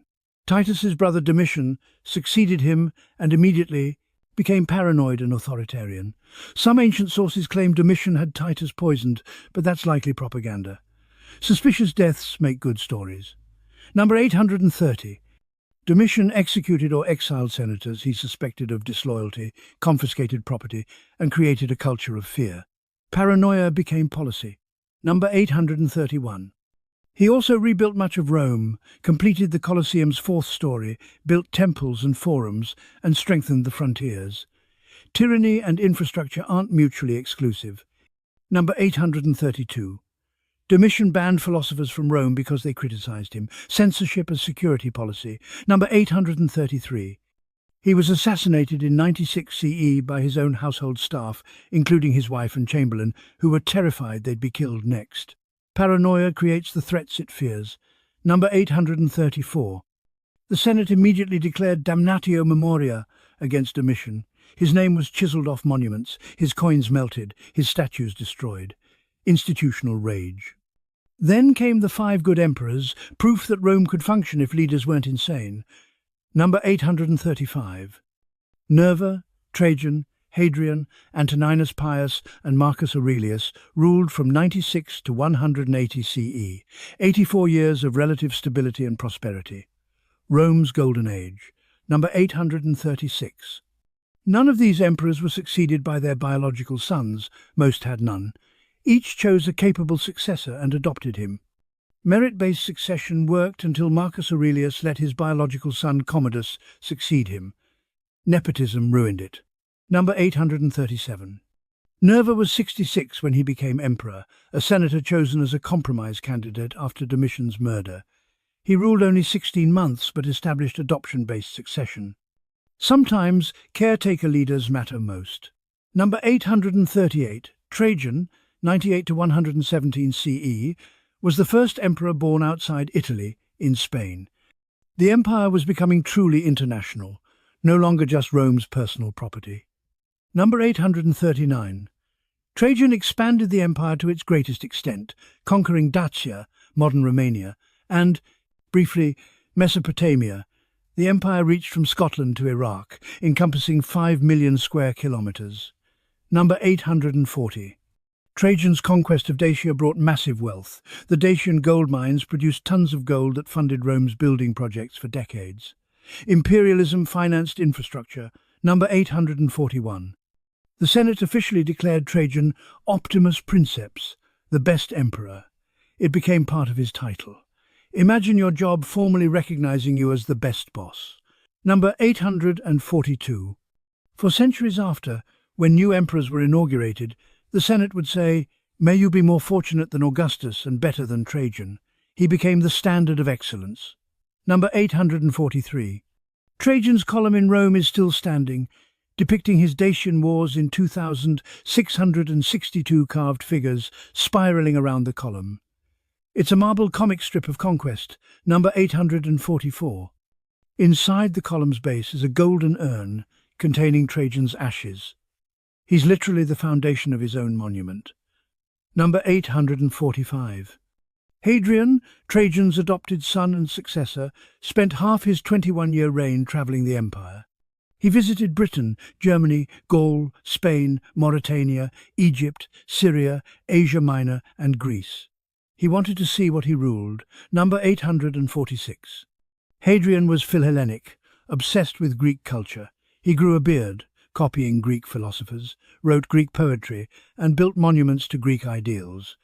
Romans thought beards were barbaric until Hadrian made them fashionable. Number 847. After Hadrian, emperors wore beards for centuries. One man changed imperial grooming standards permanently. Number 848. Hadrian's relationship with Antinous was commemorated across the empire with temples, cities, statues and cults. Over 2,000 images of Antinous survive, more than any figure except emperors. Love became monument. Number 849. When Antinous drowned in the Nile in 130 CE, Hadrian declared a period of mourning across the empire. State grief for a private relationship. Number 850. Some sources claim Antinous sacrificed himself to extend Hadrian's life through Egyptian magic rituals. Whether suicide, accident or murder, we'll never know. Mystery preserves tragedy. Number 851. Antoninus Pius, 138 to 161 CE, ruled for 23 years and never left Italy. After Hadrian travelled everywhere, Antoninus governed from home. Different leadership styles work. Number 852. His nickname Pius came from his devotion to Hadrian's memory. He convinced the Senate to deify Hadrian despite opposition. Loyalty earned him his name. Number 853. Antoninus Pius's reign was so peaceful and uneventful that ancient historians barely wrote about it. No news was good news. Boring emperors made better rulers. Number 854. Marcus Aurelius, 161 to 180 CE, is Rome's philosopher-emperor, but he spent most of his reign fighting wars on the Danube frontier against Germanic tribes. Philosophy during warfare. Number 855. His meditations were private notes written in Greek, never meant for publication. We're reading his personal therapy journal written in military camps. Number 856. Sample passage. You have power over your mind, not outside events. Realize this and you will find strength. Stoic self-help written between battles. Number 850. 7. Another. Waste no more time arguing what a good man should be. Be one. Philosophy as action, not theory. Number 858. Marcus Aurelius co-ruled with his adopted brother Lucius Verus for 8 years, 161 to 169 CE, joint emperorship. Rome had co-CEOs. Number 859. Lucius Verus was younger, more charismatic, and loved luxury. Marcus was older, serious, and dutiful. The contrast worked until Verus died of plague in 169 CE, number 860.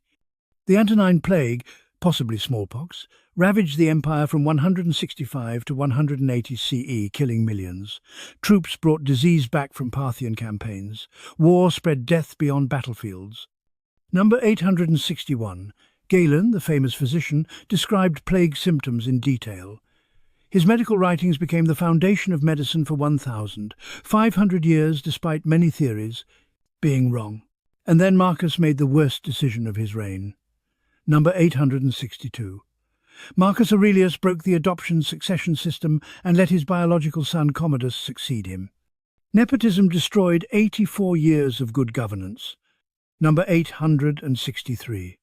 Commodus was everything his father wasn't. Narcissistic, violent, and obsessed with gladiatorial combat. Marcus Aurelius, the philosopher, raised Nero too. Number 864. Commodus fought in the arena over 700 times, killing animals and handicapped gladiators. He charged Rome 1 million sesterces per appearance, billing the state for his ego. Number 865. He renamed Rome Colonia Lucia Annia Commodiana, colony of Commodus. He renamed months after himself. Megalomania reached new peaks. Number 866. Commodus declared himself Hercules reincarnated and dressed in lion skins. He commissioned statues showing him as Hercules with a club. Divine delusion. Number 867. He survived multiple assassination attempts. His sister Lucilla plotted against him in 182 CE. When discovered, she was exiled, then executed. Family couldn't save you from Commodus. Number 868. His mistress Marcia, his chamberlain Eclectus, and the praetorian prefect Quintus Aemilius Latus conspired to kill him. They tried poison, but Commodus vomited it up, probably because he was constantly drunk. Number 869. So they sent a wrestler named Narcissus to strangle him in his bath on New Year's Eve, 192 CE. Even death was theatrical. The strongest man in Rome died to a professional wrestler. Number 870. After Commodus, Rome had 5 emperors in 193 CE, the year of the 5 emperors. Civil war again. The pattern repeated every few decades. Rome was cycling through emperors like a broken vending machine. Number 871. Pertinax, the first emperor of 193 CE, tried to reform the Praetorian Guard's privileges. They killed him after 87 days. Reform got you murdered. Number 872. The Praetorian Guard then literally auctioned the empire to the highest bidder. Didius Julianus won by promising each guardsman 25,000 sesterces. The empire was sold like property. Number 873. Didius Julianus ruled for 66 days before being executed by his own guards when armies marched on Rome. Buying the throne didn't mean keeping it. Number 874. Septimius Severus marched on Rome with his legions from Pannonia, taking the throne by force. Military power trumped purchased legitimacy. Number 875. Severus's advice to his sons: be harmonious, enrich the soldiers, and scorn all others. Imperial strategy distilled to 3 brutal rules. Number 876. His son Caracalla took the advice literally. He murdered his brother Geta in their mother's arms in 211 CE. Julia Domna, their mother, held Geta as he bled out. Matricide by proxy. Number 877. Caracalla then purged 20,000 of Geta's supporters, friends and family members. Damnatio Memoriae extended to genocide. Number 878. Caracalla issued the Constitutio Antoniniana in 212 CE, granting citizenship to all free men in the empire. It sounds progressive. It was a tax scheme. Citizens paid more taxes. Number 879. Universal citizenship expanded the tax base overnight. More citizens meant more revenue. Equality through exploitation. Number 880. Caracalla built the Baths of Caracalla, which could accommodate 1,600 bathers. Even murderous tyrants gave Rome infrastructure. Number 881. He was obsessed with Alexander the Great, dressing like him and organizing a Macedonian phalanx unit, cosplaying as your hero while murdering thousands. Number 882. Caracalla was murdered in 217 CE while urinating on the side of a road during a campaign. His bodyguards stabbed him. Even emperors died while peeing. The 3rd century brought Rome to its knees. Number 883. The crisis of the 3rd century, 235 to 284 CE, saw over 50 emperors in 50 years. Most reigned less than a year. Most died violently. Being emperor was a death sentence. Number 884. Emperors were made and unmade by armies. Legions would declare their general emperor, march on Rome, win or lose, and the cycle repeated. Military coup as routine. Number 885. Provinces broke away. The Gallic Empire, 260 to 274 CE, ruled Gaul, Britain and Spain independently. The Palmyrene Empire, 267 to 273 CE, controlled Egypt and Syria. Rome was fragmenting. Number 886. Barbarian invasions intensified. Goths, Franks, Alemanni, and others raided deep into imperial territory. The borders were collapsing. Number 887. Plague returned in 249 to 270 CE, plague of Cyprian, killing thousands daily at its peak. Disease devastated population and economy. Number 888. Inflation spiraled out of control. Currency debasement made coins nearly worthless. The economy was dying. Number 889. Emperor Valerian was captured by Sassanid Persian King Shapur I in 260 CE, the first and only Roman emperor captured alive by a foreign enemy. The ultimate humiliation. Number 890. Persian sources claim Shapur used Valerian as a human footstool. When Valerian died, Shapur had him flayed, his skin stuffed with straw and displayed in a temple. Trophy Emperor. Number 891. Emperor Aurelian, 270 to 275 CE, reunited the empire by reconquering the breakaway provinces. He was called Restorer of the World, Restitutor Orbis.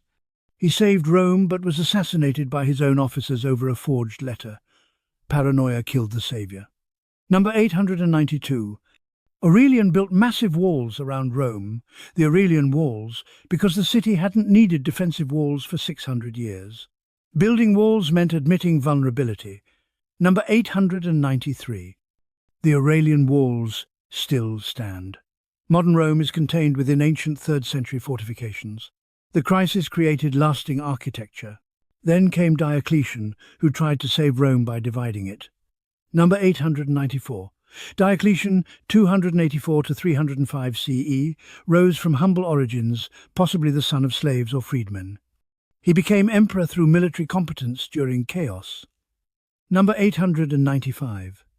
Diocletian created the Tetrarchy, 4 co-emperors, 2 senior Augusti, 2 junior Caesars, ruling 4 administrative zones, power-sharing as system. Number 896. The idea was that when an Augustus retired or died, his Caesar would become Augustus and choose a new Caesar. Succession planning through structure. Number 897. It worked brilliantly until Diocletian retired. Then everyone fought over succession and civil wars resumed. Systems require cooperation. Number 898. Diocletian was the first emperor to voluntarily retire. In 305 CE, he stepped down and moved to his palace in Split, Croatia, to grow vegetables. Number 899. When asked years later to return during another crisis, he allegedly said, "If you could show the cabbage that I planted with my own hands to your emperor, he definitely wouldn't dare suggest that I replace the peace and happiness of this place with the storms of a never-satisfied greed." Gardening is greater than empire. Number 900. Diocletian launched the Great Persecution of Christians. 303 to 311 CE, the most severe systematic persecution. Churches destroyed, scriptures burned, clergy executed or imprisoned. He tried to eliminate Christianity. Number 901. 10 years later, Constantine legalized Christianity. Diocletian's persecution failed completely. Oppression created martyrs. Martyrs inspired conversions. Number 902. Diocletian's price-fixing edict of maximum prices, 301 CE, tried to control inflation by law. It listed maximum prices for over 1,000 goods and services. Economic central planning. Number 903.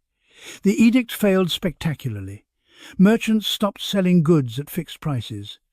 Black markets flourished. You can't legislate away economic collapse. Number 904.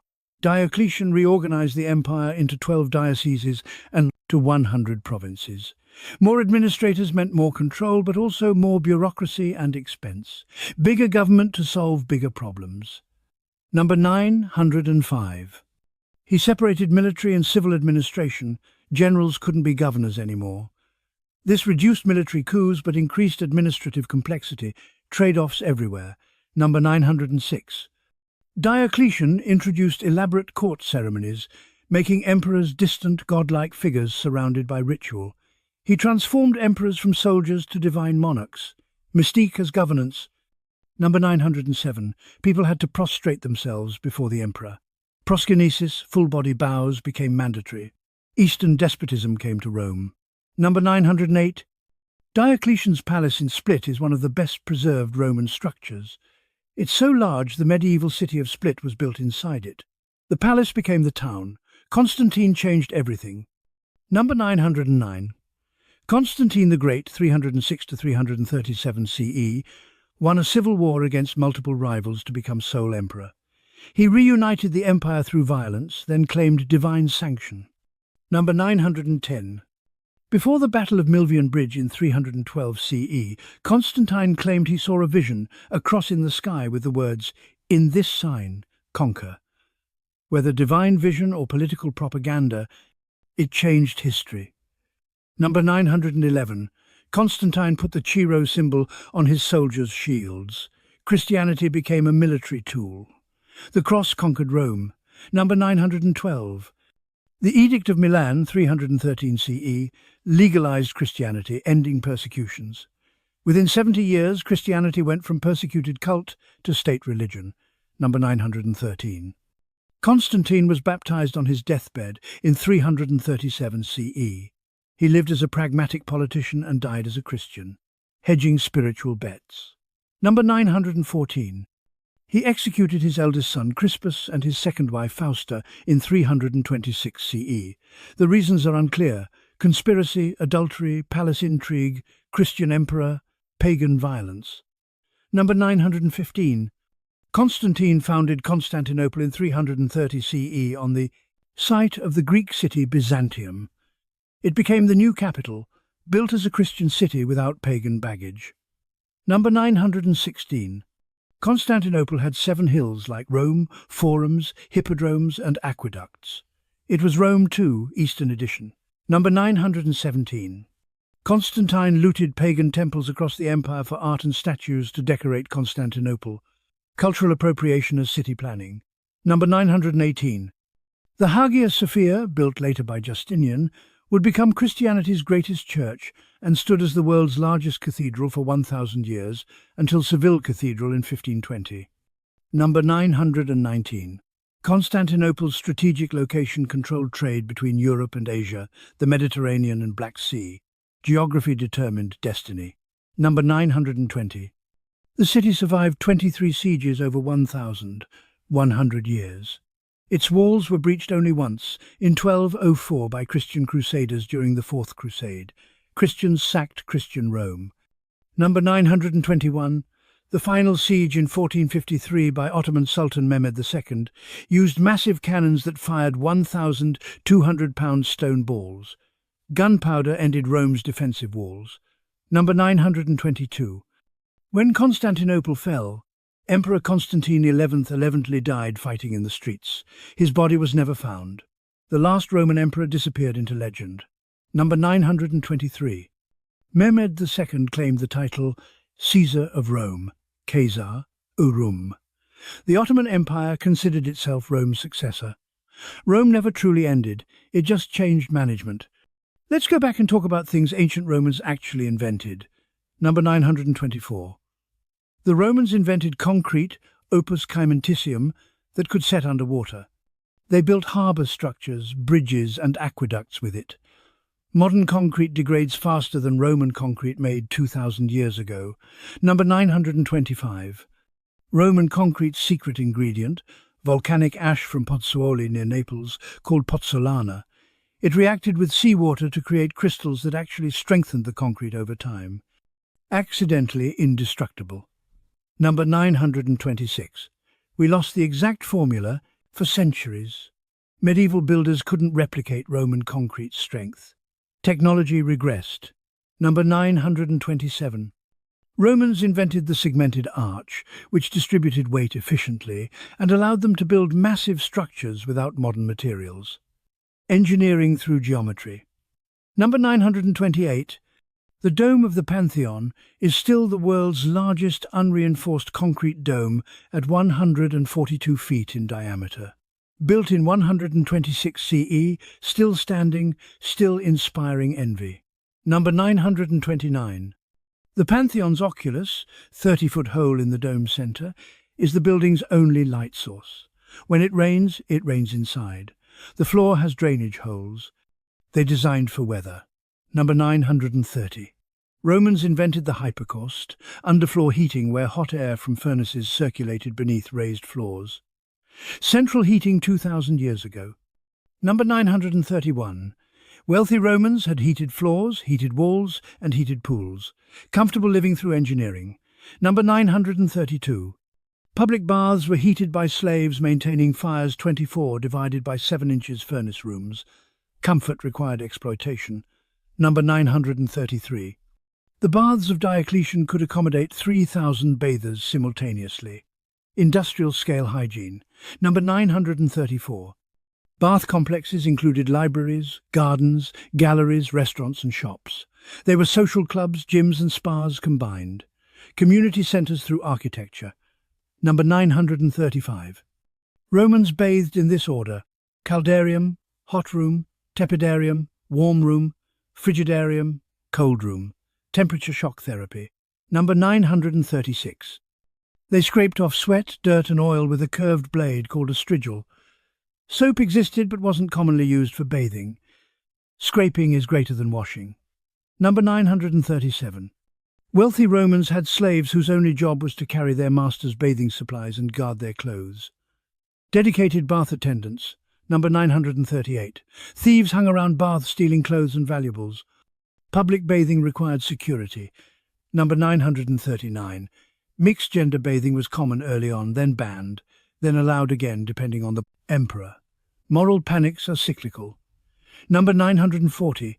Some emperors bathed with the public to show they were men of the people. Political theatre in the nude. Roman entertainment wasn't just gladiators, they had a whole industry. Number 941. Chariot racing was Rome's most popular sport. Gladiators were celebrities, but charioteers were superstars. Number 942.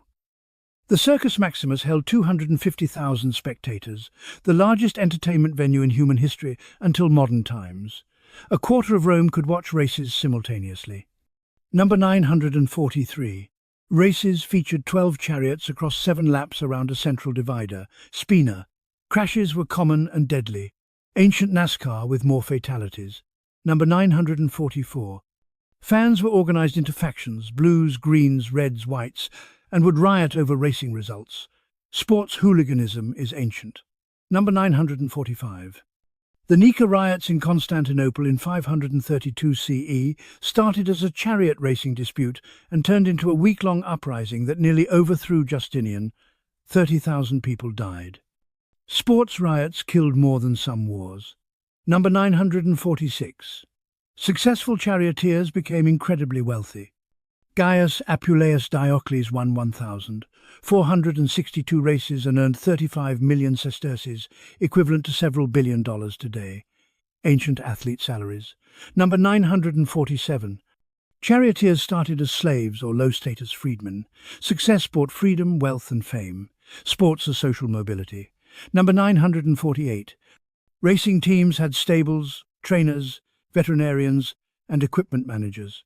Professional sports franchises. Number 949. Horses were celebrities too. Winning horses had fan clubs, and some were buried with honours. Animal athletes were worshipped. Number 950. Emperor Caligula loved his horse Incitatus, so much he allegedly planned to make him consul. Whether true or propaganda, it shows how seriously Romans took racing horses. Number 951. Theatre performances featured masks that amplified voices. Greek-Roman theatres had such perfect acoustics that whispers on stage could be heard in the back rows. Number 952. Plays ranged from high tragedy to crude comedy to pantomime. Entertainment diversity. Number 953. Some performances included fatal charades, where condemned criminals reenacted deaths from mythology, execution disguised as theatre, myth made real through murder. Number 954. A criminal might be tied to a cross and mauled by a bear while reenacting Prometheus, death as immersive theatre. Number 955. Another might be burned alive while dressed as Hercules. Audiences watched people die in historically accurate costumes. Number 956. This wasn't symbolic, they actually killed people on stage. Snuff theatre as entertainment. Number 957. Roman audiences threw things at bad performers. Fruit, food, even stones. Heckling was physical. Number 958. Successful actors could become wealthy and famous despite low social status. Fame didn't equal respect. Celebrity and class remained separate. Number 959. Some emperors performed on stage, shocking aristocrats. Nero's stage performances were seen as degrading the imperial office. Dignity through distance. Number 960. Pantomime dancers became sex symbols. They performed seductive athletic dances wearing masks. Ancient exotic dancers, Roman society was deeply stratified with specific rules for every class. Number 961. Roman society had formal classes. Senators, the richest, required 1 million sesterces wealth. Equestrians, second tier, required 400,000 sesterces. Plebeians, common citizens. Freedmen, former slaves and slaves. Number 962. You could usually tell someone's class by their clothing. Senators wore togas with a broad purple stripe, latus clavus. Equestrians wore narrow purple stripe, angustus clavus. Number 963. Seating at public events was strictly regulated by class. Senators sat in front rows, equestrians behind them, citizens farther back, women and slaves in the worst seats. Social hierarchy made physical. Number 964. The Lex Julia Theatralis, theatre law, under Augustus formalized seating, arrangements and fined people for sitting in the wrong section. Segregation by law. Number 965. Actors, gladiators and prostitutes were infames, people without legal standing who couldn't hold office or testify in court. Famous but legally worthless. Number 966. Even their wealth didn't change their status. A rich gladiator was still infames. Money couldn't buy respectability. Number 967. Romans had a concept called dignitas, personal honor and reputation. Losing dignitas was social death. Reputation mattered more than truth. Number 968. Noblemen could challenge others to lawsuits over insults. Defamation law protected dignity. Number 969. Romans greeted each other based on status. Inferiors bowed, equals shook hands, close friends kissed. Physical contact conveyed hierarchy. Number 970. The salutatio was a morning ritual where clients visited their patron's house to pay respects. Patronage required daily performance. Number 971. Patrons gave clients money, food or assistance. Clients provided political support, votes and public praise. Transactional relationships as social structure. Number 972. A powerful Roman might have hundreds of clients who'd follow him through the streets as a show of influence. Entourages as power display. Number 973. Being a client to a powerful patron was better than being independent and poor. Dependence with benefits beat freedom with poverty. Romans also had bizarre superstitions and folk beliefs. Number 974. Romans believed in the evil eye, fascinum, that jealous looks could curse you. Phallus amulets protected against it. Dick talismans were protective magic. Number 975. Paintings of penises appeared on walls, shops and homes. Apotropaic penises everywhere. Magical dicks guarded entrances. Number 976. Romans spat 3 times to ward off evil. Spitting as spiritual protection. Number 977. Black cats crossing your path was bad luck in Rome too. Some superstitions are universal. Number 978. Breaking a mirror brought bad luck.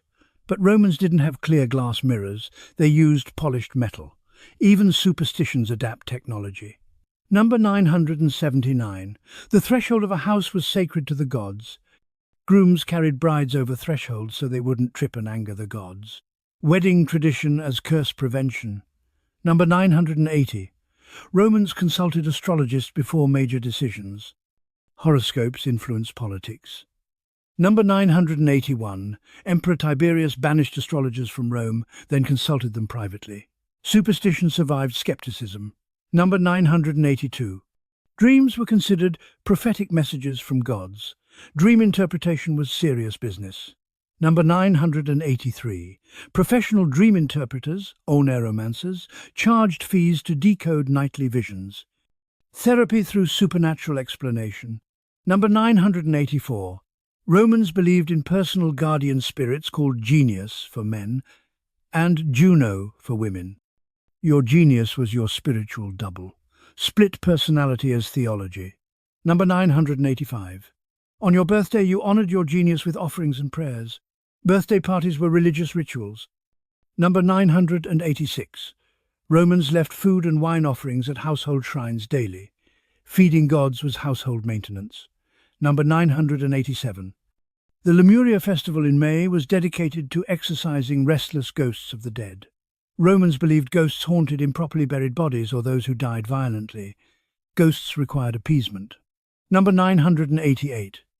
During Lemuria, the head of household walked barefoot through the house at midnight, spitting black beans and chanting formulas to drive out spirits. Beans versus ghosts. Number 989. Proper burial was essential. An unburied body meant the spirit couldn't rest and would haunt the living. Funerals were existential necessity. Number 990. Cremation was most common. The ashes were placed in urns and stored in family tombs or columbaria, communal structures with niches for urns. Number 991. Wealthy families built elaborate roadside tombs.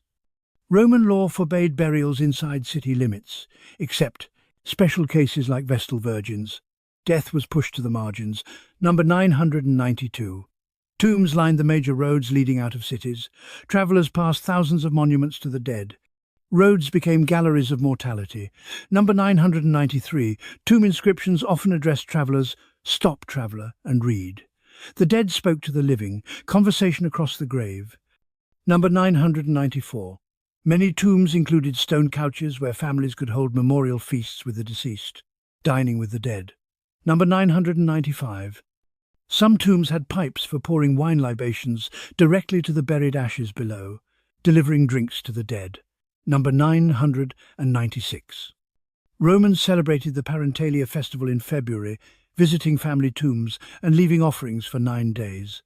Week-long mourning as annual tradition. Number 997. During Parentalia, all temples closed, weddings were forbidden, and magistrates didn't wear their badges of office. Society paused for death. Number 998. The festival ended with Feralia, where final offerings were made, and Charistia, where living family members reconciled disputes. Death reunited families. Number 999. Romans believed that if you died far from home and couldn't be properly buried, your spirit wandered eternally. Soldiers dying in foreign lands haunted the empire. Number 1000. That's why proper burial rites, even for enemies, were important, to prevent ghost armies. Respect for the dead was supernatural self-defense. Number 1001. In the end, Rome fell, but Romans never fully disappeared. Their language evolved into modern tongues. Their laws became our legal foundations. Their roads still carry traffic. Their architecture defines power. Their mistakes echo in every empire since. Rome didn't die, it became the world. Every time you use a calendar, speak a Romance language, walk through a government building with columns, or cite legal precedent, you're living in Rome's shadow. The empire ended, but Rome is eternal because we keep rebuilding it, one generation at a time, unable to escape the civilization that conquered death itself by becoming history. And we're done. That's 1001 facts about the Roman Empire, a civilization that built the world, then burned it, then became it.